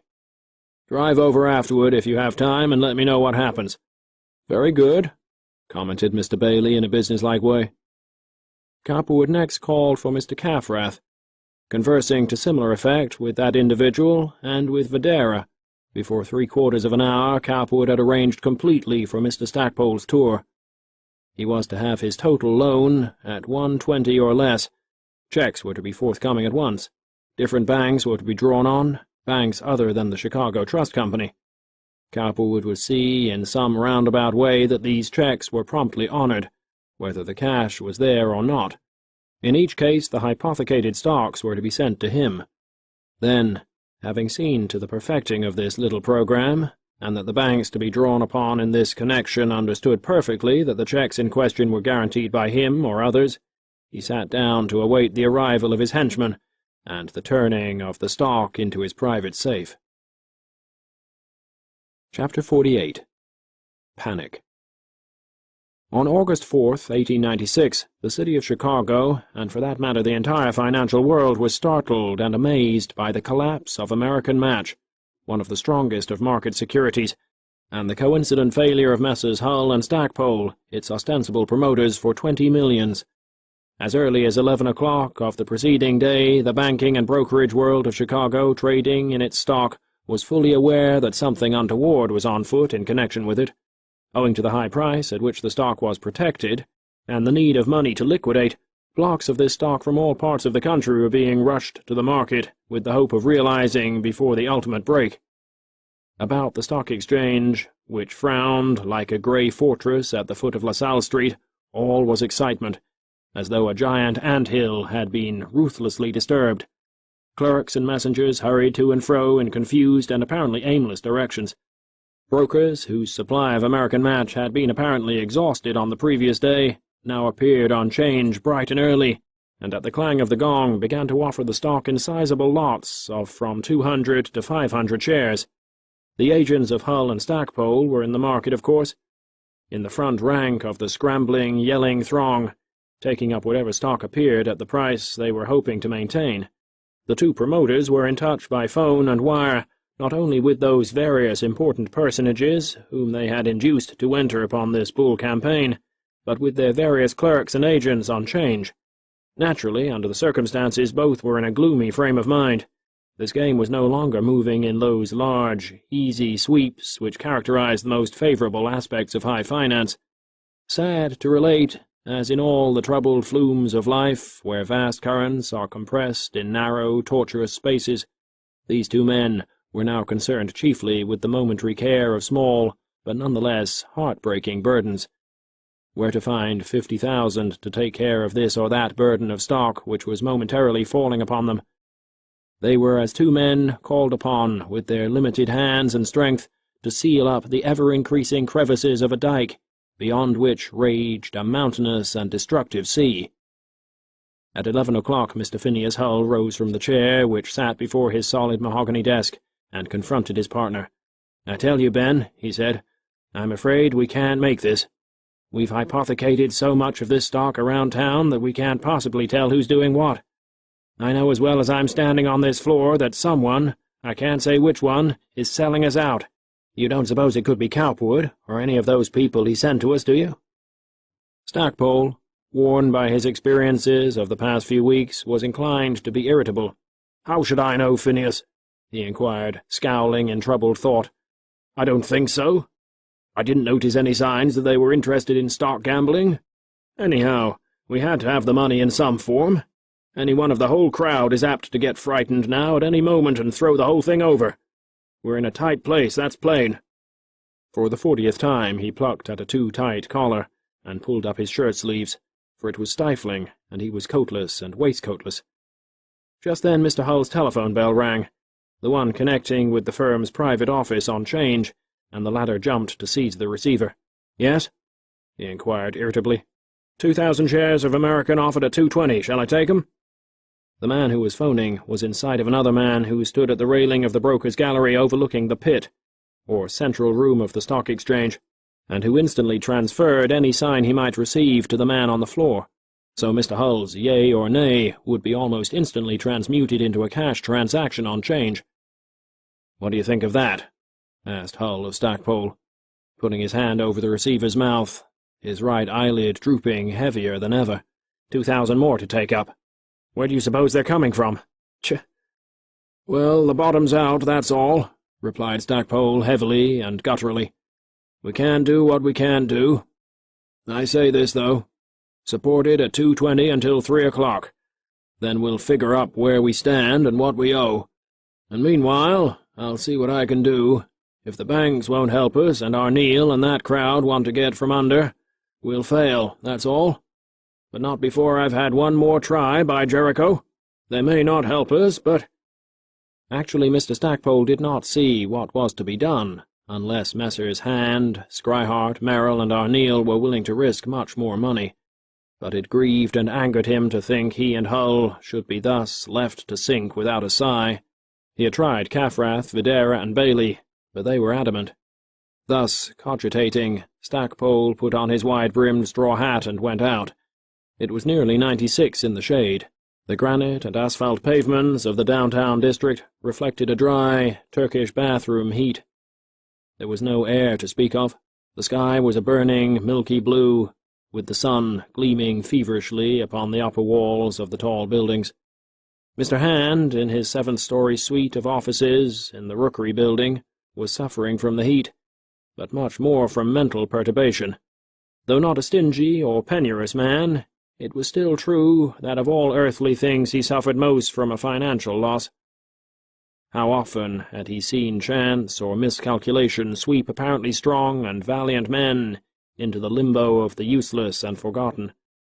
Since the alienation of his wife's affections by Cowperwood, he had scarcely any interest in the world outside his large financial holdings, which included profitable investments in 100 companies. But they must pay heavily in interest, all of them, and the thought that one of them might become a failure or a drain on his resources was enough to give him an almost physical sensation of dissatisfaction and unrest, a sort of spiritual and mental nausea, which would cling to him for days and days, or until he had surmounted the difficulty. Mr. Hand had no least corner in his heart for failure. As a matter of fact, the situation in regard to American Match had reached such proportions as to be almost numbing.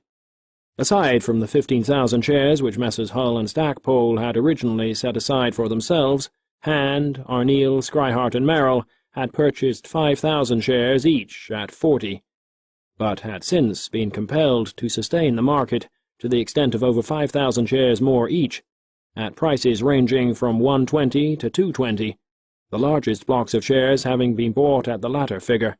Actually, Hand was caught for nearly $1,500,000, and his soul was as grey as a bat's wing. At 57 years of age, men who are used only to the most successful financial calculations and the credit that goes with unerring judgment dread to be made a mark by chance or fate. It opens the way for comment on their possibly failing vitality or judgment, and so Mr. Hand sat on this hot August afternoon, ensconced in a large carved mahogany chair in the inner recesses of his inner offices, and brooded. Only this morning, in the face of a falling market, he would have sold out openly had he not been deterred by telephone messages from Arneel and Schryhart, suggesting the advisability of a pool conference before any action was taken. Come what might, on the morrow he was determined to quit, unless he saw some clear way out, to be shut of the whole thing, unless the ingenuity of Stackpole and Hull should discover a way of sustaining the market without his aid. While he was meditating on how this was to be done, Mr. Stackpole appeared, pale, gloomy, wet with perspiration. "Well, Mr. Hand," he exclaimed wearily, "I've done all I can. Hull and I have kept the market fairly stable so far. You saw what happened between 10 and 11 this morning. The jig's up. We've borrowed our last dollar and hypothecated our last share. My personal fortune has gone into the balance, and so has Hull's. Some one of the outside stockholders, or all of them, are cutting the ground from under us. 14,000 shares since 10 o'clock this morning. That tells the story. It can't be done just now, not unless you gentlemen are prepared to go much further than you have yet gone. If we could organize a pool to take care of 15,000 more shares—" Mr. Stackpole paused, for Mr. Hand was holding up a fat, pink digit. "No more than that," he was saying solemnly. "It can't be done. I, for one, won't sink another dollar in this proposition at this time. I'd rather throw what I have on the market and take what I can get. I'm sure the others feel the same way." Mr. Hand, to play safe, had hypothecated nearly all of his shares with various banks in order to release his money for other purposes, and he knew he would not dare to throw over all his holdings, just as he knew he would have to make good at the figure at which they had been margined. But it was a fine threat to make. Mr. Stackpole stared ox-like at Mr. Hand. "Very well," he said. "I might as well go back, then, and post a notice on our front door. We bought 14,000 shares, and held the market where it is, but we haven't a dollar to pay for them with. Unless the banks or someone will take them over for us, we're gone. We're bankrupt." Mr. Hand, who knew that if Mr. Stackpole carried out this decision it meant the loss of his $1,500,000, halted mentally. "Have you been to the banks?" he asked. "What does Lawrence of the Prairie National have to say?" "It's the same with all of them," replied Stackpole, now quite desperate, "as it is with you. They have all they can carry, every one. It's this damned silver agitation. That's it and nothing else. There's nothing the matter with this stock. It will right itself in a few months. It's sure to." "Will it?" commented Mr. Hand sourly. "That depends on what happens next November." He was referring to the coming national election. "Yes, I know," sighed Mr. Stackpole, seeing that it was a condition and not a theory that confronted him. Then, suddenly clenching his right hand, he exclaimed, "Damn that upstart!" He was thinking of the apostle of free silver. "He's the cause of all this. Well, if there's nothing to be done, I might as well be going. There's all those shares to be bought today, which we ought to be able to hypothecate with somebody. It would be something if we could get even 120 on them." "Very true," replied Hand. "I wish it could be done. I personally cannot sink any more money. But why don't you go and see Scrihart and Arneil? I've been talking to them, and they seem to be in a position similar to my own. But if they are willing to confer, I am. I don't see what's to be done, but it may be that all of us together might arrange some way of heading off the slaughter of the stock tomorrow. I don't know. If only we don't have to suffer too great a decline." Mr. Hand was thinking that Messrs. Hull and Stackpole might be forced to part with all their remaining holdings at 50 cents on the dollar or less. Then, if it could possibly be taken and carried by the United Banks for them, Scrihart, himself, Arneil, and sold at a profit later, he and his associates might recoup some of their losses. The local banks, at the behest of the big quadrumvirate, might be coerced into straining their resources still further. But how was this to be done? How indeed? It was Scrihart who, in pumping and digging at Stackpole, when he finally arrived there, managed to extract from him the truth in regard to his visit to Cowperwood. As a matter of fact, Scrihart himself had been guilty this very day of having thrown 2,000 shares of American Match on the market, unknown to his confreres. Naturally, he was eager to learn whether Stackpole or anyone else had the least suspicion that he was involved. As a consequence, he questioned Stackpole closely, and the latter, being anxious as to the outcome of his own interests, was not unwilling to make a clean breast. He had the justification in his own mind that the quadrumvirate had been ready to desert him anyhow. "Why did you go to him?" exclaimed Scrihart, professing to be greatly astonished and annoyed, as indeed, in one sense, he was.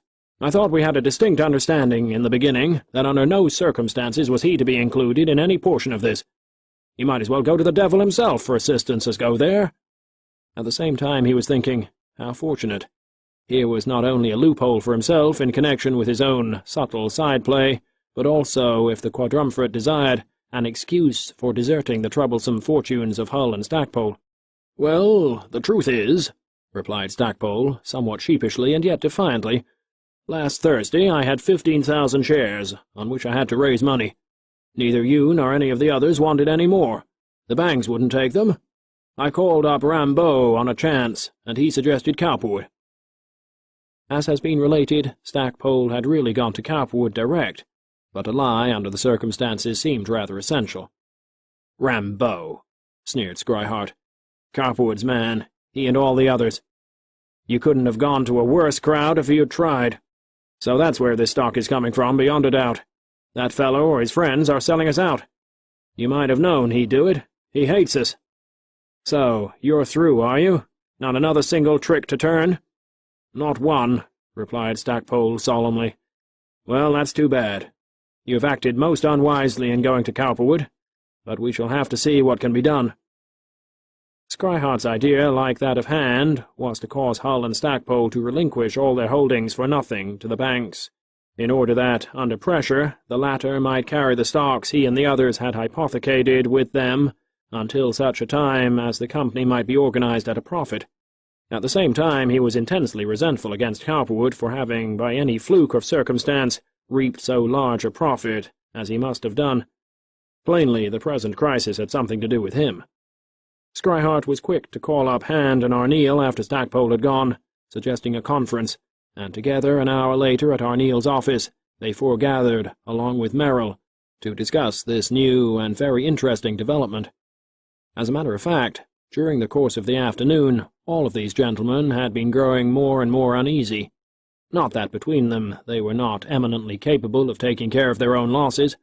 But the sympathetic effect of such a failure as this, $20 million, to say nothing of its reaction upon the honor of themselves and the city as a financial center, was a most unsatisfactory, if not disastrous, thing to contemplate. And now this matter of Cowperwood's having gained handsomely by it all was added to their misery. Both Hand and Arneel growled in opposition when they heard, and Merrill meditated, as he usually did, on the wonder of Cowperwood's subtlety. He could not help liking him. There is a sort of municipal pride latent in the bosoms of most members of a real estate. These four men were by no means an exception to this rule. Messrs. Scrihart, Hand, Arneel, and Merrill were concerned as to the good name of Chicago, and their united standing in the eyes of Eastern financiers. It was a sad blow to them to think that the one great enterprise they had recently engineered, a foil to some of the immense affairs which had recently had their genesis in New York and elsewhere, should have come to so untimely an end. Chicago finance really should not be put to shame in this fashion, if it could be avoided. So that, when Mr. Scrihart arrived, quite warm and disturbed, and related in detail what he had just learned, his friends listened to him with eager and wary ears. It was now between 5 and 6 o'clock in the afternoon, and still blazing outside, though the walls of the building on the opposite side of the street were a cool grey, picked out with pools of black shadow. A newsboy's strident voice was heard here and there calling an extra, mingled with the sound of homing feet and streetcars, Cowperwood's streetcars. "I'll tell you what it is," said Scrihart finally. "It seems to me we have stood just about enough of this man's beggarly interference. I'll admit that neither Hull nor Stackpole had any right to go to him. They laid themselves and us open to just such a trick as has been worked in this case." Mr. Scrihart was righteously incisive, cold, immaculate, waspish. "At the same time," he continued, "any other moneyed man of equal standing with ourselves would have had the courtesy to confer with us, and give us, or at least our banks, an opportunity for taking over these securities. He would have come to our aid for Chicago's sake. He had no occasion for throwing these stocks on the market, considering the state of things. He knows very well what the effect of their failure will be. The whole city is involved, but it's little he cares. Mr. Stackpole tells me that he had an express understanding with him, or rather with the men who it is plain have been representing him, that not a single share of this stock was to be thrown on the market. As it is, I venture to say, not a single share of it is to be found anywhere in any of their safes. I can sympathize to a certain extent with poor Stackpole. His position, of course, was very trying. But there is no excuse, none in the world, for such a stroke of trickery on Cowperwood's part. It's just as we've known all along. The man is nothing but a wrecker. We certainly ought to find some method of ending his career here, if possible." Mr. Scrihart kicked out his well-rounded legs, adjusted his soft roll collar, and smoothed his short, crisp, wiry, now blackish-grey moustache. His black eyes flashed an undying hate. At this point Mr. Arneel, with a cogency of reasoning which did not at the moment appear on the surface, inquired, "Do any of you happen to know anything in particular about the state of Mr. Cowperwood's finances at present? Of course we know of the Lake Street L and the Northwestern. I hear he's building a house in New York, and I presume that's drawing on him somewhat. I know he has $400,000 in loans from the Chicago Central, but what else has he?" "Well, there's the $200,000 he owes the Prairie National," piped up Scrihart promptly. "From time to time I've heard of several other sums that escape my mind just now." Mr. Merrill, a diplomatic mouse of a man, grey, Parisian, dandified, was twisting in his large chair, surveying the others with shrewd, though somewhat proprietary eyes. In spite of his old grudge against Cowperwood, because of the latter's refusal to favour him in the matter of running streetcar lines past his store, he had always been interested in the man as a spectacle. He really disliked the thought of plotting to injure Cowperwood. Just the same, he felt it incumbent to play his part in such a council as this.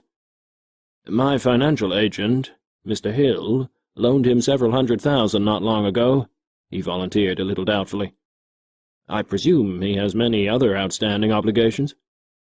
Mr. Hand stirred irritably. "Well, he's owing the Third National and the Lake City as much, if not more," he commented. "I know where there are $500,000 of his loans that haven't been mentioned here. Colonel Ballinger has $200,000.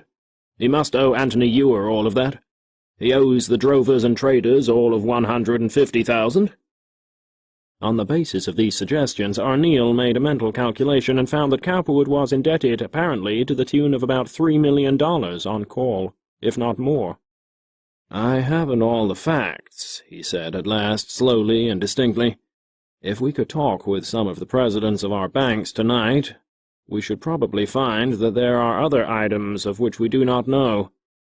I do not like to be severe on anyone, but our own situation is serious. Unless something is done tonight, Hull and Stackpole will certainly fail in the morning. We are, of course, obligated to the various banks for our loans, and we are in honor bound to do all we can for them. The good name of Chicago, and its rank as a banking center, is to a certain extent involved. As I've already told Mr. Stackpole and Mr. Hull, I personally have gone as far as I can in this matter. I suppose it is the same with each of you.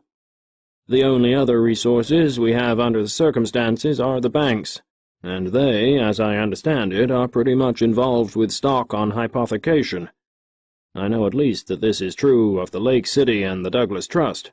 "It's true of nearly all of them," said Hand. Both Schryhart and Merrill nodded assent. "We are not obligated to Mr. Cowperwood for anything, as far as I know," continued Mr. Arneil, after a slight but somewhat portentous pause.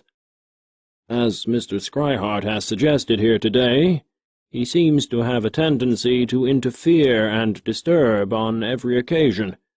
Apparently he stands obligated to the various banks in the sums we have mentioned.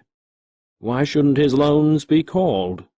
It would help strengthen the local banks, and possibly permit them to aid in meeting this situation for us. While he might be in a position to retaliate, I doubt it." Mr. Arneil had no personal opposition to Cowperwood, none at least of a deep-seated character. At the same time, Hand, Merrill, and Schryhart were his friends. In him, they felt, centered the financial leadership of the city. The rise of Cowperwood, his Napoleonic airs, threatened this. As Mr. Arneil talked, he never raised his eyes from the desk where he was sitting. He merely drummed solemnly on the surface with his fingers. The others contemplated him a little tensely, catching quite clearly the drift of his proposal. "An excellent idea, excellent!" exclaimed Schryhart. "I will join in any program that looks to the elimination of this man. The present situation may be just what is needed to accomplish this. Anyhow, it may help to solve our difficulty. If so, it will certainly be a case of good coming out of evil." "I see no reason why these loans should not be called," Hand commented. "I'm willing to meet the situation on that basis." "And I have no particular objection," said Merrill. "I think, however, it would be only fair to give as much notice as possible of any decision we may reach," he added. "Why not send for the various bankers now," suggested Schryhart, "and find out exactly where he stands, and how much it will take to carry Hull and Stackpole. Then we can inform Mr. Cowperwood of what we propose to do." To this proposition Mr. Hand nodded an assent, at the same time consulting a large, heavily engraved gold watch of the most ponderous and inartistic design. "I think," he said, "that we have found the solution to this situation at last. I suggest that we get Candish and Kramer of the Stock Exchange." He was referring to the president and secretary, respectively, of that organization, "and Simmons of the Douglas Trust. We should soon be able to tell what we can do." The library of Mr. Arneil's home was fixed upon as the most suitable rendezvous. Telephones were forthwith set ringing, and messengers and telegrams dispatched in order that the subsidiary financial luminaries and the watchdogs of the various local treasuries might come and, as it were, put their seal on this secret decision, which it was obviously presumed no minor official or luminary would have the temerity to gainsay. Chapter 49. Mount Olympus. By 8 o'clock, at which hour the conference was set, the principal financial personages of Chicago were truly in a great turmoil. Messrs. Hand, Schryhart, Merrill, and Arneil were personally interested. What would you? As early as 7:30 there was a pattering of horses' hooves and a jingle of harness, as splendid open carriages were drawn up in front of various exclusive mansions, and a bank president, or a director at least, issued forth, at the call of one of the big quadrumvirate, to journey to the home of Mr. O'Neill. Such interesting figures as Samuel Blackman, once president of the old Chicago Gas Company, and now a director of the Prairie National; Hudson Baker, once president of the West Chicago Gas Company, and now a director of the Chicago Central National; Ormond Ricketts, publisher of the Chronicle and director of the Third National; Norrie Sims, president of the Douglas Trust Company; Walter Rysam Cotton, once an active wholesale coffee broker, but now a director principally of various institutions, were all en route. It was a procession of solemn, superior, thoughtful gentlemen, and all desirous of giving the right appearance and of making the correct impression. For, be it known, of all men, none are so proud or vainglorious over the minor trappings of materialism as those who have but newly achieved them. It is so essential, apparently, to fulfill in manner and air, if not in fact, the principle of presence, which befits the role of conservator of society and leader of wealth. Every one of those named, and many more, to the number of 30, rode thus loftily forth in the hot, dry evening air, and was soon at the door of the large and comfortable home of Mr. Timothy O'Neill. That important personage was not, as yet, present to receive his guests, and neither were Messrs. Schryhart, Hand, nor Merrill. It would not be fitting for such eminent potentates to receive their underlings in person on such an occasion. At the hour appointed, these four were still in their respective offices, perfecting separately the details of the plan upon which they had agreed, and which, with a show of informality and of momentary inspiration, they would later present. For the time being, their guests had to make the best of their absence. Drinks and liquors were served, but these were of small comfort. A rack, provided for straw hats, was for some reason not used, everyone preferring to retain his own headgear. Against the background of wood panelling and the chairs covered with summer linen, the company presented a gallery-esque variety and interest. Messrs. Hull and Stackpole, the corpses or victims over which this serious gathering were about to sit in state, were not actually present within the room, though they were within call in another part of the house, where, if necessary, they could be reached, and their advice or explanations heard.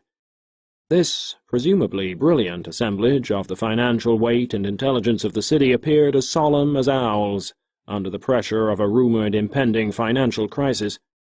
Before O'Neill's appearance, there was a perfect buzz of minor financial gossip, such as, "You don't say. Is it as serious as that? I knew things were pretty shaky, but I was by no means certain how shaky. Fortunately, we are not carrying much of that stock." This from one of the few really happy bankers. "This is a really rather serious occasion, isn't it? You don't tell me. Dear, dear." Never a word in criticism from any source of either Hand, or Schryhart, or O'Neill, or Merrill, though the fact that they were back of the pool was well known. Somehow they were looked upon as benefactors, who were calling this conference with a view of saving others from disaster rather than for the purpose of assisting themselves. Such phrases as, "Oh, Mr. Hand, marvellous man, marvellous," or "Mr. Schryhart, very able indeed," or "You may depend on it, these men are not going to allow anything serious to overtake the affairs of the city at this time," were heard on every hand. The fact that immense quantities of cash on paper were involved in behalf of one or other of these four was secretly admitted by one banker to another. No rumour that Cowperwood or his friends had been profiting, or were in any way involved, had come to anyone present. Not as yet. At 8:30 exactly, Mr. O'Neill first ambled in quite informally, Hand, Schryhart, and Merrill appearing separately very shortly after. Rubbing their hands and mopping their faces with their handkerchiefs, they looked about them, making an attempt to appear as nonchalant and cheerful as possible under such trying circumstances.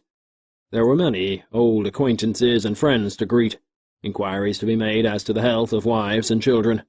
Mr. O'Neill, clad in yellowish linen, with a white silk shirt of lavender stripe, and carrying a palm-leaf fan, seemed quite refreshed.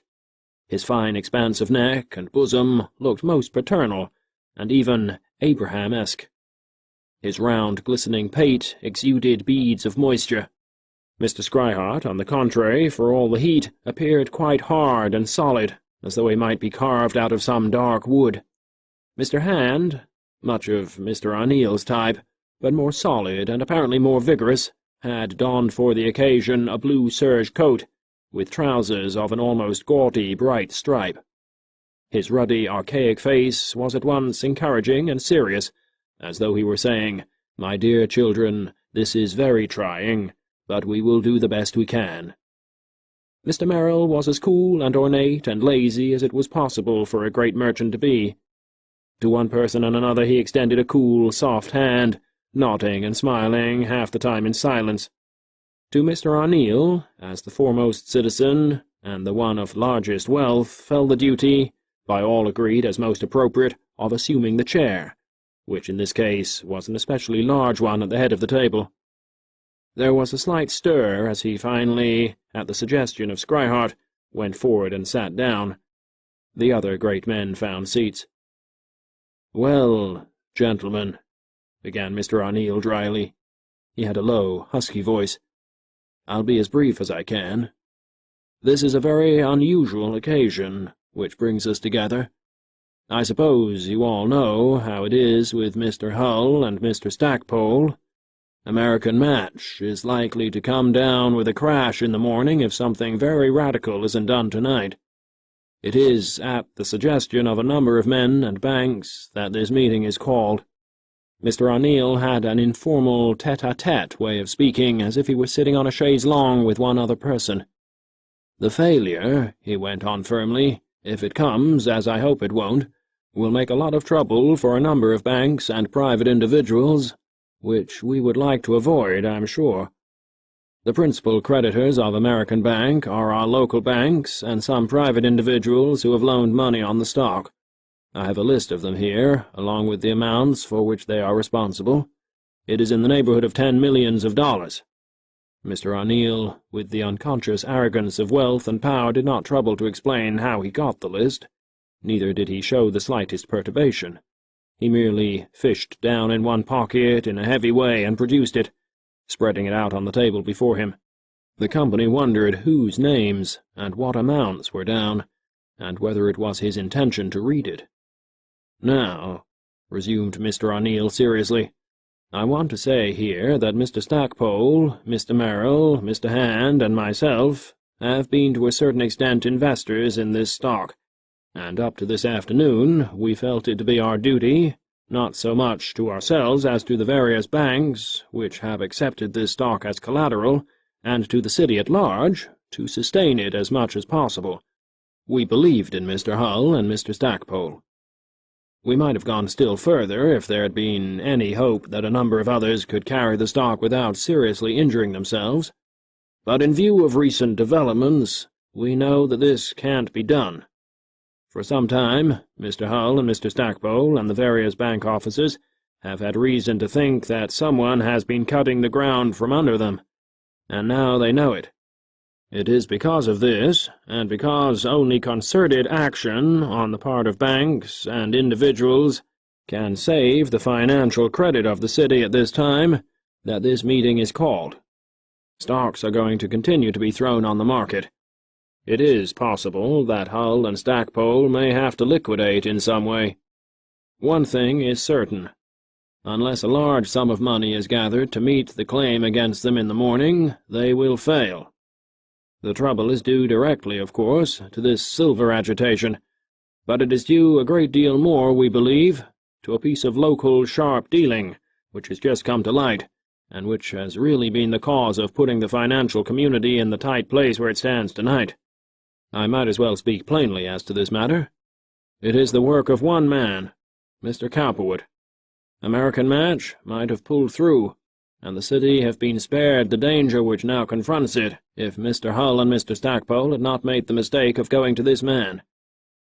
Mr. O'Neill paused, and Mr. Norrie Sims, more excitable than most by temperament, chose to exclaim bitterly, "The wrecker!" A stir of interest passed over the others, accompanied by murmurs of disapproval. "The moment he got the stock in his hands as collateral," continued Mr. O'Neill solemnly, "and in the face of an agreement not to throw a share on the market, he has been unloading steadily. That is what has been happening yesterday and today. Over 15,000 shares of this stock, which cannot very well be traced to outside sources, have been thrown on the market, and we have every reason to believe that all of it comes from the same place. The result is that American Match and Mr. Hull and Mr. Stackpole are on the verge of collapse." "The scoundrel!" repeated Mr. Norris Sims bitterly, almost rising to his feet. The Douglas Trust Company was heavily interested in American Match. "What an outrage!" commented Mr. Lawrence of the Prairie National, which stood to lose at least $300,000 in shrinking of values on hypothecated stock alone. To this bank that Cowperwood owed at least $300,000 on call. "Depend on it to find his devil's hoof in it somewhere," observed Jordan Jules, who had never been able to make any satisfactory progress in his fight on Cowperwood in connection with the City Council and the development of the Chicago General Company. The Chicago Central, of which he was now a director, was one of the banks from which Cowperwood had judiciously borrowed. "It's a pity he should be allowed to go on bedeviling the town in this fashion," observed Mr. Sunderland Sled to his neighbour, Mr. Dwayne Kingsland, who was a director in a bank controlled by Mr. Hand. The latter, as well as Scryhart, observed with satisfaction the effect of Mr. O'Neill's words on the company. Mr. O'Neill now again fished in his pocket laboriously and drew forth a second slip of paper, which he spread out before him.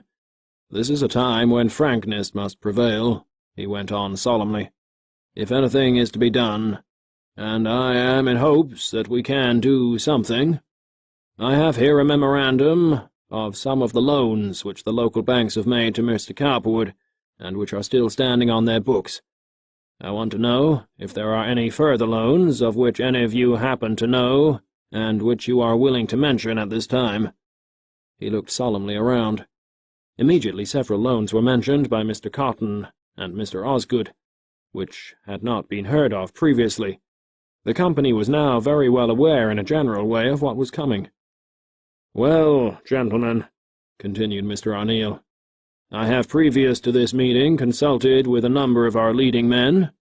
They agree with me that, since so many banks are in need of funds to carry this situation, and since there is no particular obligation on anybody's part to look after the interests of Mr. Cowperwood, it might be just as well if these loans of his, which are outstanding, were called, and the money used to aid the banks and the men who have been behind Mr. Hull and Mr. Stackpole. I have no personal feeling against Mr. Cowperwood. That is, he has never done me any direct injury, but naturally I cannot approve of the course he has seen fit to take in this case. Now, if there isn't money available from some source to enable you gentlemen to turn around, there will be a number of other failures. Runs may be started on a half-dozen banks. Time is the essence of a situation like this, and we haven't any time." Mr. O'Neill paused and looked around. A slight buzz of conversation sprang up, mostly bitter and destructive criticism of Cowperwood. "It would be only just if he could be made to pay for this," commented Mr. Blackman to Mr. Sled. "He has been allowed to play fast and loose long enough. It is time someone called a halt to him." "Well, it looks to me as though it would be done tonight," Mr. Sled returned. Meanwhile Mr. Scryhart was again rising to his feet. "I think," he was saying, "if there is no objection on anyone's part, Mr. O'Neill, as chairman, might call for a formal expression of opinion from the different gentlemen present, which will be on record as the sense of this meeting." At this point Mr. Kingsland, a tall, whiskered gentleman, arose to inquire exactly how it came that Cowperwood had secured these stocks, and whether those present were absolutely sure that the stock had been coming from him or from his friends. "I would not like to think we were doing any man an injustice," he concluded. In reply to this, Mr. Scryhart called in Mr. Stackpole to corroborate him. Some of the stocks had been positively identified. Stackpole related the full story, which somehow seemed to electrify the company, so intense was the feeling against Cowperwood. "It is amazing that men should be permitted to do things like this and still hold up their heads in the business world," said one Mr. Vasto, president of the Third National, to his neighbour. "I should think there would be no difficulty in securing united action in a case of this kind," said Mr. Lawrence, president of the Prairie National, who was very much beholden to Hand for past and present favours. "Here's a case," put in Mr. Schryhart, who was merely waiting for an opportunity to explain further, "in which an unexpected political situation develops an unexpected crisis, and this man uses it for his personal aggrandizement, and to the detriment of every other person. The welfare of the city is nothing to him. The stability of the very banks he borrows from is nothing. He is a pariah, and if this opportunity to show him what we think of him and his methods is not used, we will be doing less than our duty to the city and to one another. Gentlemen," said Mr. O'Neill finally, after Cowperwood's different loans had been carefully tabulated, "don't you think it would be wise to send for Mr. Cowperwood and state to him directly the decision we have reached, and the reasons for it? I presume all of us would agree that he should be notified." "I think he should be notified," said Mr. Merrill, who saw behind this smooth talk the iron club that was being brandished. Both Hand and Schryhart looked at each other, and O'Neill, while they politely waited for someone else to make a suggestion. When no one ventured, Hand, who was hoping this would prove a ripping blow to Cowperwood, remarked viciously, "He might as well be told, if we can reach him. It's sufficient notice, in my judgment. He might as well understand that this is the united action of the leading financial forces of the city." "Quite so," added Mr. Schryhart. "It is time he understood, I think, what the moneyed men of this community think of him and his crooked ways." A murmur of approval ran around the room. "Very well," said Mr. O'Neill. "Anson, you know him better than some of the rest of us. Perhaps you had better see if you can get him on the telephone and ask him to call. Tell him that we are here in executive session." "I think he might take it more seriously if you spoke to him, Timothy," replied Merrill. O'Neill, being always a man of action, arose and left the room, seeking a telephone, which was located in a small workroom or office den on the same floor, where he could talk without fear of being overheard. Sitting in his library on this particular evening, and studying the details of half a dozen art catalogues which had accumulated during the week, Cowperwood was decidedly conscious of the probable collapse of American Match on the morrow. Through his brokers and agents he was well aware that a conference was on at this hour at the house of O'Neill. More than once during the day he had seen bankers and brokers who were anxious about possible shrinkage in connection with various hypothecated securities, and tonight his valet had called him to the phone half a dozen times to talk with Addison, with Caffrath, with a broker by the name of Prosser, who had succeeded Lachlan in active control of his private speculations, and also, be it said, with several of the banks whose presidents were at this particular conference. If Cowperwood was hated, mistrusted, or feared by the overlords of these institutions, such was by no means the case with the underlings, some of whom, through being merely civil, were hopeful of securing material benefits from him at some future time. With a feeling of amused satisfaction, he was meditating upon how heavily and neatly he had counted on his enemies. Whereas they were speculating as to how to offset their heavy losses on the morrow, he was congratulating himself on corresponding gains. When all his deals should be closed up, he would clear within the neighborhood of $1 million. He did not feel that he had worked Messrs. Hull and Stackpole any great injustice. They were at their wits' end. If he had not seized on this opportunity to undercut them, Schryhart or O'Neill would have done so anyhow. Mingled with thoughts of a forthcoming financial triumph were others of Bernice Fleming. There are such things as figments of the brain, even in the heads of colossi. He thought of Bernice early and late, even dreamed of her. He laughed at himself at times for thus being taken in the toils of a mere girl. The strands of her ruddy hair. But working in Chicago these days, he was always conscious of her, of what she was doing, of where she was going in the East, of how happy he would be if they were only together, happily mated. It had so happened, unfortunately, that in the course of this summer's stay at Narragansett, Bernice, among other diversions, had assumed a certain interest in one Lieutenant Lawrence Braxmar, U.S.N., whom she found loitering there, and who was then connected with the naval station at Portsmouth, New Hampshire. Cowperwood, coming east at this time for a few days' stay in order to catch another glimpse of his ideal, had been keenly disturbed by the sight of Braxmar, and by what his presence might signify. Up to this time he had not given much thought to younger men in connection with her. Engrossed in her personality, he could think of nothing as being able to stand long between him and the fulfillment of his dreams. Bernice must be his. That radiant spirit, enwrapped in so fair an outward seeming, must come to see and rejoice in him. Yet she was so young and airy in her mood that he sometimes wondered, how was he to draw near? What say, exactly? What do? Bernice was in no way hypnotized by either his wealth or fame. She was accustomed, she little knew to what extent by his courtesy, to a world more resplendent in its social security than his own. Surveying Braxmar keenly upon their first meeting, Cowperwood had liked his face and intelligence, had judged him to be able, but had wondered instantly how he could get rid of him. Viewing Bernice and the lieutenant as they strolled off together along a summery seaside veranda, he had been, for once, lonely, and had sighed. These uncertain phases of affection could become very trying at times.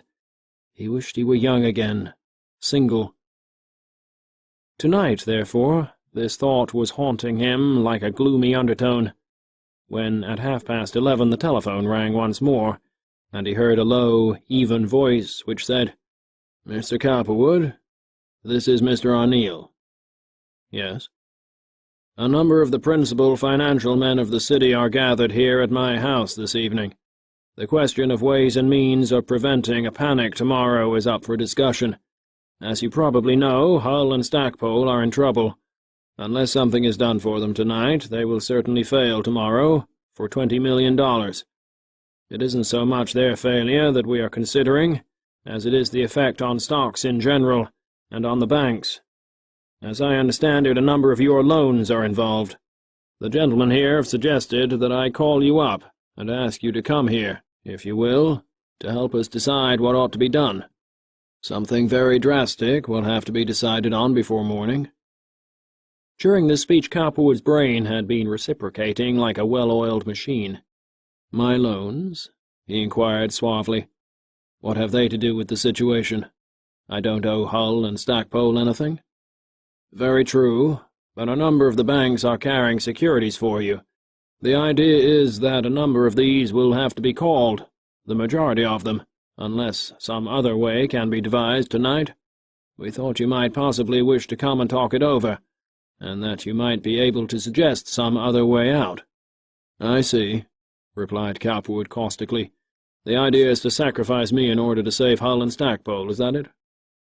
His eyes, quite as though O'Neill were before him, emitted malicious sparks. "Well, not precisely that," replied O'Neill conservatively. "But something will have to be done. Don't you think you had better come over?" "Very good. I'll come," was the cheerful reply. "It isn't anything that can be discussed over the phone, anyhow." He hung up the receiver and called for his runabout. On the way over he thanked the provision which had caused him, in anticipation of some such attack as this, to set aside in the safety vaults of the Chicago Trust Company several millions in low-interest-bearing government bonds. Now, if worst came to worst, these could be drawn on and hypothecated. These men should see at least how powerful he was and how secure.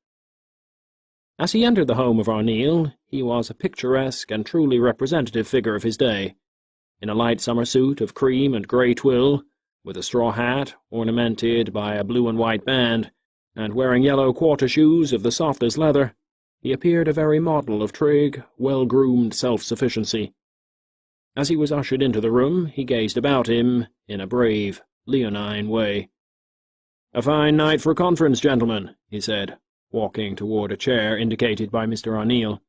"I must say I never saw so many straw hats at a funeral before. I understand that my obsequies are contemplated. What can I do?" He beamed in a genial, sufficient way, which in anyone else would have brought a smile to the faces of the company. In him it was an implication of basic power, which secretly enraged and envenomed nearly all those present. They merely stirred in a nervous and wholly antagonistic way. A number of those who knew him personally nodded. Merrill, Lawrence, Sims, but there was no friendly light in their eyes. "Well, gentlemen," he inquired, after a moment or two of ominous silence, observing Hand's averted face and Schryhart's eyes, which were lifted ceilingward. "Mr. Cowperwood," began Mr. O'Neill quietly, in no way disturbed by Cowperwood's jaunty air, "as I told you over the phone, this meeting is called to avert, if possible, what is likely to be a very serious panic in the morning. Hull and Stackpole are on the verge of failure. The outstanding loans are considerable, in the neighborhood of 7 or 8 million here in Chicago. On the other hand, there are assets in the shape of American match stocks and other properties sufficient to carry them for a while longer if the banks can only continue their loans. As you know, we are all facing a falling market, and the banks are short of ready money. Something has to be done. We have canvassed the situation here tonight as thoroughly as possible, and the general conclusion is that your loans are among the most available assets which can be reached quickly. Mr. Schryhart, Mr. Merrill, Mr. Hand, and myself have done all we can thus far to avert a calamity, but we find that someone with whom Hull and Stackpole have been hypothecating stocks has been feeding them out in order to break the market. We shall know how to avoid that in the future." And he looked hard at Cowperwood. "But the thing at present is immediate cash, and your loans are the largest and the most available. Do you think you can find the means to pay them back in the morning?" O'Neill blinked his keen, blue eyes solemnly, while the rest, like a pack of genial but hungry wolves, sat and surveyed this apparently whole but now condemned scapegoat and victim. Cowperwood, who was keenly alive to the spirit of the company, looked blandly and fearlessly around. On his knee he held his blue-banded straw hat, neatly balanced on its edge. His full mustache curled upward in a jaunty, arrogant way. "I can meet my loans," he replied easily, "but I would not advise you or any of the gentlemen present to call them." His voice, for all its lightness, had an ominous ring. "Why not?" inquired Hand grimly and heavily, turning squarely about and facing him. "It doesn't appear that you have extended any particular courtesy to Hull or Stackpole." His face was red and scowling. "Because," replied Cowperwood, smiling and ignoring the reference to his trick, "I know why this meeting was called. I know that these gentlemen here, who are not saying a word, are mere cat's paws and rubber stamps for you, and Mr. Schryhart, and Mr. O'Neill, and Mr. Merrill. I know how you 4 gentlemen have been gambling in this stock, and what your probable losses are, and that it is to save yourselves from further loss that you have decided to make me the scapegoat. I want to tell you here," and he got up, so that in his full stature he loomed over the room, "you can't do it. You can't make me your cat's paw to pull your chestnuts out of the fire, and no rubber-stamp conference can make any such attempt successful. If you want to know what to do, I'll tell you. Close the Chicago Stock Exchange tomorrow morning and keep it closed. Then let Hull and Stackpole fail. Or if not, you 4 put up the money to carry them. If you can't, let your banks do it. If you open the day by calling a single one of my loans before I'm ready to pay it, I'll gut every bank from here to the river. You'll have panic, all the panic you want. Good evening, gentlemen." He drew out his watch, glanced at it, and quickly walked to the door, putting on his hat as he went. As he bustled jauntily down the side interior staircase, preceded by a footman to open the door, a murmur of dissatisfaction arose in the room he had just left. "The wrecker!" exclaimed Norrie Sims angrily, astounded at this demonstration of defiance. "The scoundrel!" declared Mr. Blackman. "Where does he get the wealth to talk like that?" "Gentlemen," said Mr. O'Neill, stung to the quick by this amazing effrontery and yet made cautious by the blazing wrath of Cowperwood, "it is useless to debate this question in anger. Mr. Cowperwood evidently refers to loans which can be controlled in his favor, and of which I for one know nothing. I do not see what can be done until we do know. Perhaps some of you can tell us what they are." But no one could, and after due calculation advice was borrowed of caution. The loans of Frank Algernon Cowperwood were not called. Chapter 50. A New York Mansion. The failure of American Match the next morning was one of those events that stirred the city and the nation, and lingered in the minds of men for years. At the last moment it was decided that in lieu of calling Cowperwood's loans, Hull and Stackpole had best be sacrificed, the stock exchange closed, and all trading ended. This protected stocks from at least a quotable decline, and left the banks free for several days, 10 all told, in which to repair their disrupted finances and buttress themselves against the eventual facts. Naturally, the minor speculators throughout the city, those who had expected to make a fortune out of this crash, raged and complained. But being faced by an adamantine exchange directorate, a subservient press, and the alliance between the big bankers and the heavy quadrumvirate, there was nothing to be done. The representative bank presidents talked solemnly of a mere temporary flurry.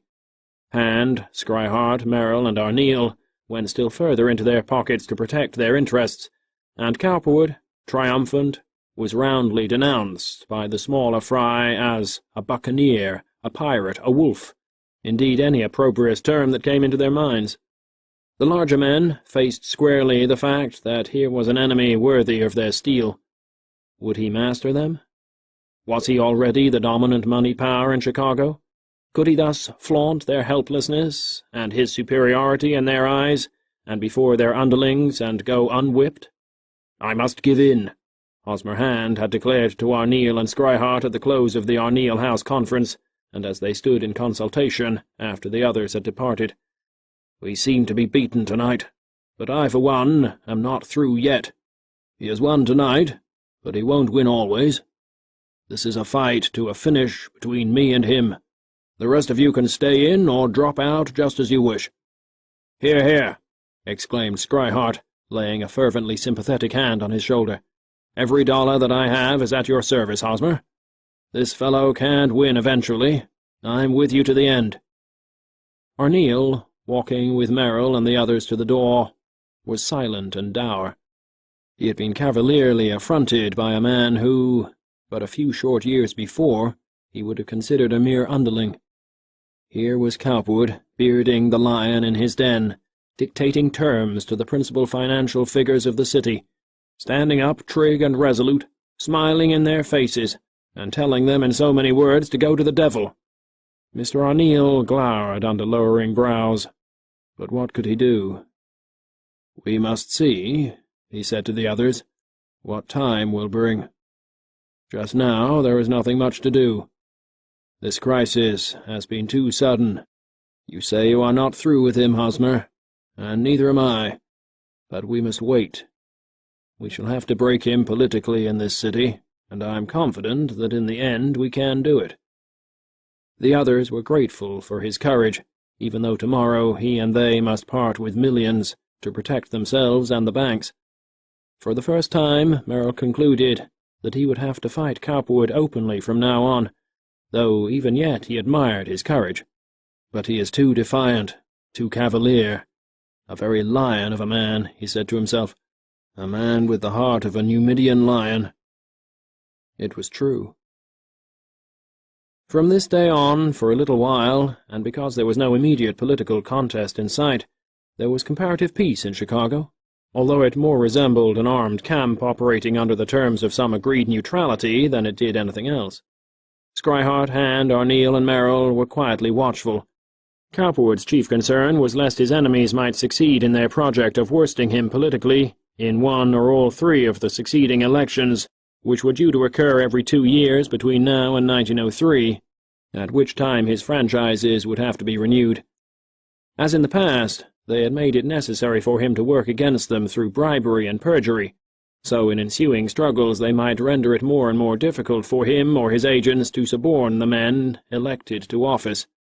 The subservient and venal councilmen whom he now controlled might be replaced by men who, if no more honest, would be more loyal to the enemy, thus blocking the extension of his franchises. Yet upon a renewal period of at least 20 and preferably 50 years depended the fulfillment of all the colossal things he had begun. His art collection, his new mansion, his growing prestige as a financier, his rehabilitation socially, and the sight of someone who would be worthy to share his throne. It is curious how that first and most potent tendency of the human mind, ambition, becomes finally dominating. Here was Cowperwood at 57, rich beyond the wildest dream of the average man, celebrated in a local and in some respects in a national way, who was nevertheless feeling that by no means had his true aims been achieved. He was not yet all-powerful, as were divers Eastern magnates, or even these 4 or 5 magnificently moneyed men here in Chicago, who, by plodding thought and labor, in many dreary fields such as Cowperwood himself frequently scorned, had reaped tremendous and uncontented profits. How was it, he asked himself, that his path had almost constantly been strewn with stormy opposition and threatened calamity? Was it due to his private immorality? Other men were immoral. The mass, despite religious dogma and folderol theory imposed from the top, was generally so. Was it not rather due to his inability to control without dominating personality, without standing out fully and clearly in the sight of all men? Sometimes he thought so. The humdrum conventional world could not brook his daring, his insouciance, his constant desire to call a spade. His genial sufficiency was a taunt and a mockery to many. The hard implication of his eye was dreaded by the weaker, as fire is feared by a burnt child. Dissembling enough, he was not sufficiently oily and make-believe. Well, come what might, he did not need to be, or mean to be so, and there the game must lie. But he had not by any means attained the height of his ambition. He was not yet looked upon as a money prince. He could not rank as yet with the magnates of the East, the serried sequoias of Wall Street. Until he could stand with these men, until he could have a magnificent mansion acknowledged as such by all, until he could have a world-famous gallery, Bernice, millions, what did it avail? The character of Cowperwood's New York house, which proved one of the central achievements of his later years, was one of those flowerings out of disposition which eventuate in the case of men, quite as in that of plants.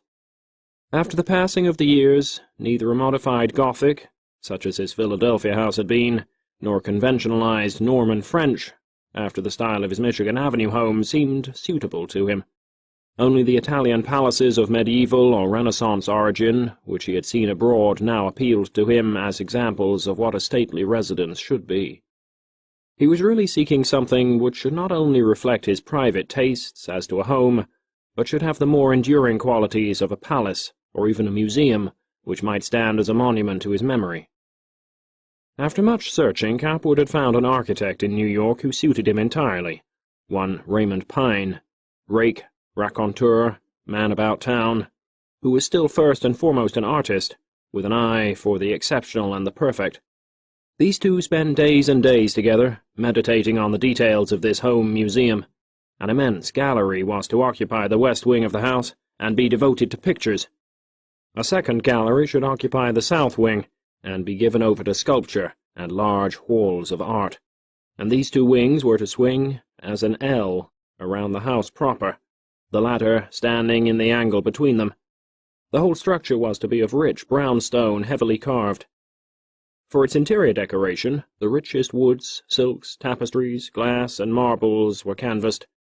The main rooms were to surround a great central court with a colonnade of pink-veined alabaster, and in the center there would be an electrically lighted fountain of alabaster and silver. Occupying the east wall, a series of hanging baskets of orchids, or of other fresh flowers, were to give a splendid glow of color, a morning sun effect to this richly artificial realm. One chamber, a lounge on the second floor, was to be entirely lined with thin-cut, transparent marble of a peach-blow hue, the lighting coming only through these walls and from without. Here, in a perpetual atmosphere of sunrise, were to be racks of exotic birds, a trellis of vines, stone benches, a central pool of glistening water, and an echo of music. Pine assured him that after his death, this room would make an excellent chamber in which to exhibit porcelains, jades, ivories, and other small objects of value. Cowperwood was now actually transferring his possessions to New York, and had persuaded Aileen to accompany him. Fine compound of tact and chicane that he was, he had the effrontery to assure her that they could here create a happier social life. His present plan was to pretend a marital contentment which had no basis, solely in order to make this transition period as undisturbed as possible. Subsequently, he might get a divorce, or he might make an arrangement whereby his life would be rendered happy outside the social pale. Of all this, Bernice Fleming knew nothing at all. At the same time, the building of this splendid mansion eventually awakened her to an understanding of the spirit of art that occupied the center of Cowperwood's iron personality, and caused her to take a real interest in him. Before this, she had looked on him as a kind of Western interloper coming east and taking advantage of her mother's good nature to scrape a little social courtesy. Now, however, all that Mrs. Carter had been telling her of his personality and achievements was becoming crystallized into a glittering chain of facts. This house, the papers were fond of repeating, would be a jewel of rare workmanship. Obviously, the Cowperwoods were going to try to enter society. "What a pity it is," Mrs. Carter once said to Bernice, "that he couldn't have gotten a divorce from his wife before he began all this. I'm so afraid they will never be received. He would be, if only he had the right woman, but she—" Mrs. Carter, who had once seen Aileen in Chicago, shook her head doubtfully. "She is not the type," was her comment. "She has neither the air nor the understanding." "If he is so unhappy with her," observed Bernice thoughtfully, "why doesn't he leave her? She can be happy without him. It is so silly, this cat-and-dog existence. Still, I suppose she values the position he gives her," she added, "since she isn't so interesting herself." "I suppose," said Mrs. Carter, "that he married her 20 years ago, when he was a very different man from what he is today. She is not exactly coarse, but not clever enough. She cannot do what he would like to see done. I hate to see mismatings of this kind, and yet they are so common. I do hope, Bevy, that when you marry it will be someone with whom you can get along, though I do believe I would rather see you unhappy than poor." This was delivered as an early breakfast peroration in Central Park, with the morning sun glittering on one of the nearest park lakes. Bevy, in spring green and old gold, was studying the social notes in one of the morning papers. "I think I should prefer to be unhappy with wealth than to be without it," she said idly, without looking up. Her mother surveyed her admiringly, conscious of her imperious mood. What was to become of her? Would she marry well? Would she marry in time? Thus far, no breath of the wretched days of Louisville had affected Bernice. Most of those with whom Mrs. Carter had found herself compelled to deal would be kind enough to keep her secret. But there were others. How near she had been to drifting on the rocks when Cowperwood had appeared. "After all," observed Bernice thoughtfully, "Mr. Cowperwood isn't a mere money-grabber, is he? So many of these Weston-moneyed men are so dull." "My dear," exclaimed Mrs. Carter, who by now had become a confirmed satellite of her secret protector, "you don't understand him at all. He is a very astonishing man, I tell you. The world is certain to hear a lot more of Frank Cowperwood before he dies. You can say what you please, but someone has to make the money in the first place. It's little enough that good breeding does for you in poverty. I know, because I've seen plenty of our friends come down." In the new house, on a scaffold one day, a famous sculptor and his assistant were at work on a Greek frieze which represented dancing nymphs linked together by looped wreaths. Bernice and her mother happened to be passing. They stopped to look, and Cowperwood joined them. He waved his hand at the figures of the frieze and said to Bernice with his old gay air, "If they had copied you, they would have done better." "How charming of you," she replied, with her cool, strange blue eyes fixed on him. "They are beautiful." In spite of her earlier prejudices, she knew now that he and she had one god in common, art, and that his mind was fixed on things beautiful as on a shrine. He merely looked at her. "This house can be little more than a museum to me," he remarked simply when her mother was out of hearing, "but I shall build it as perfectly as I can. Perhaps others may enjoy it if I do not." She looked at him musingly, understandingly, and he smiled. She realized, of course, that he was trying to convey to her that he was lonely.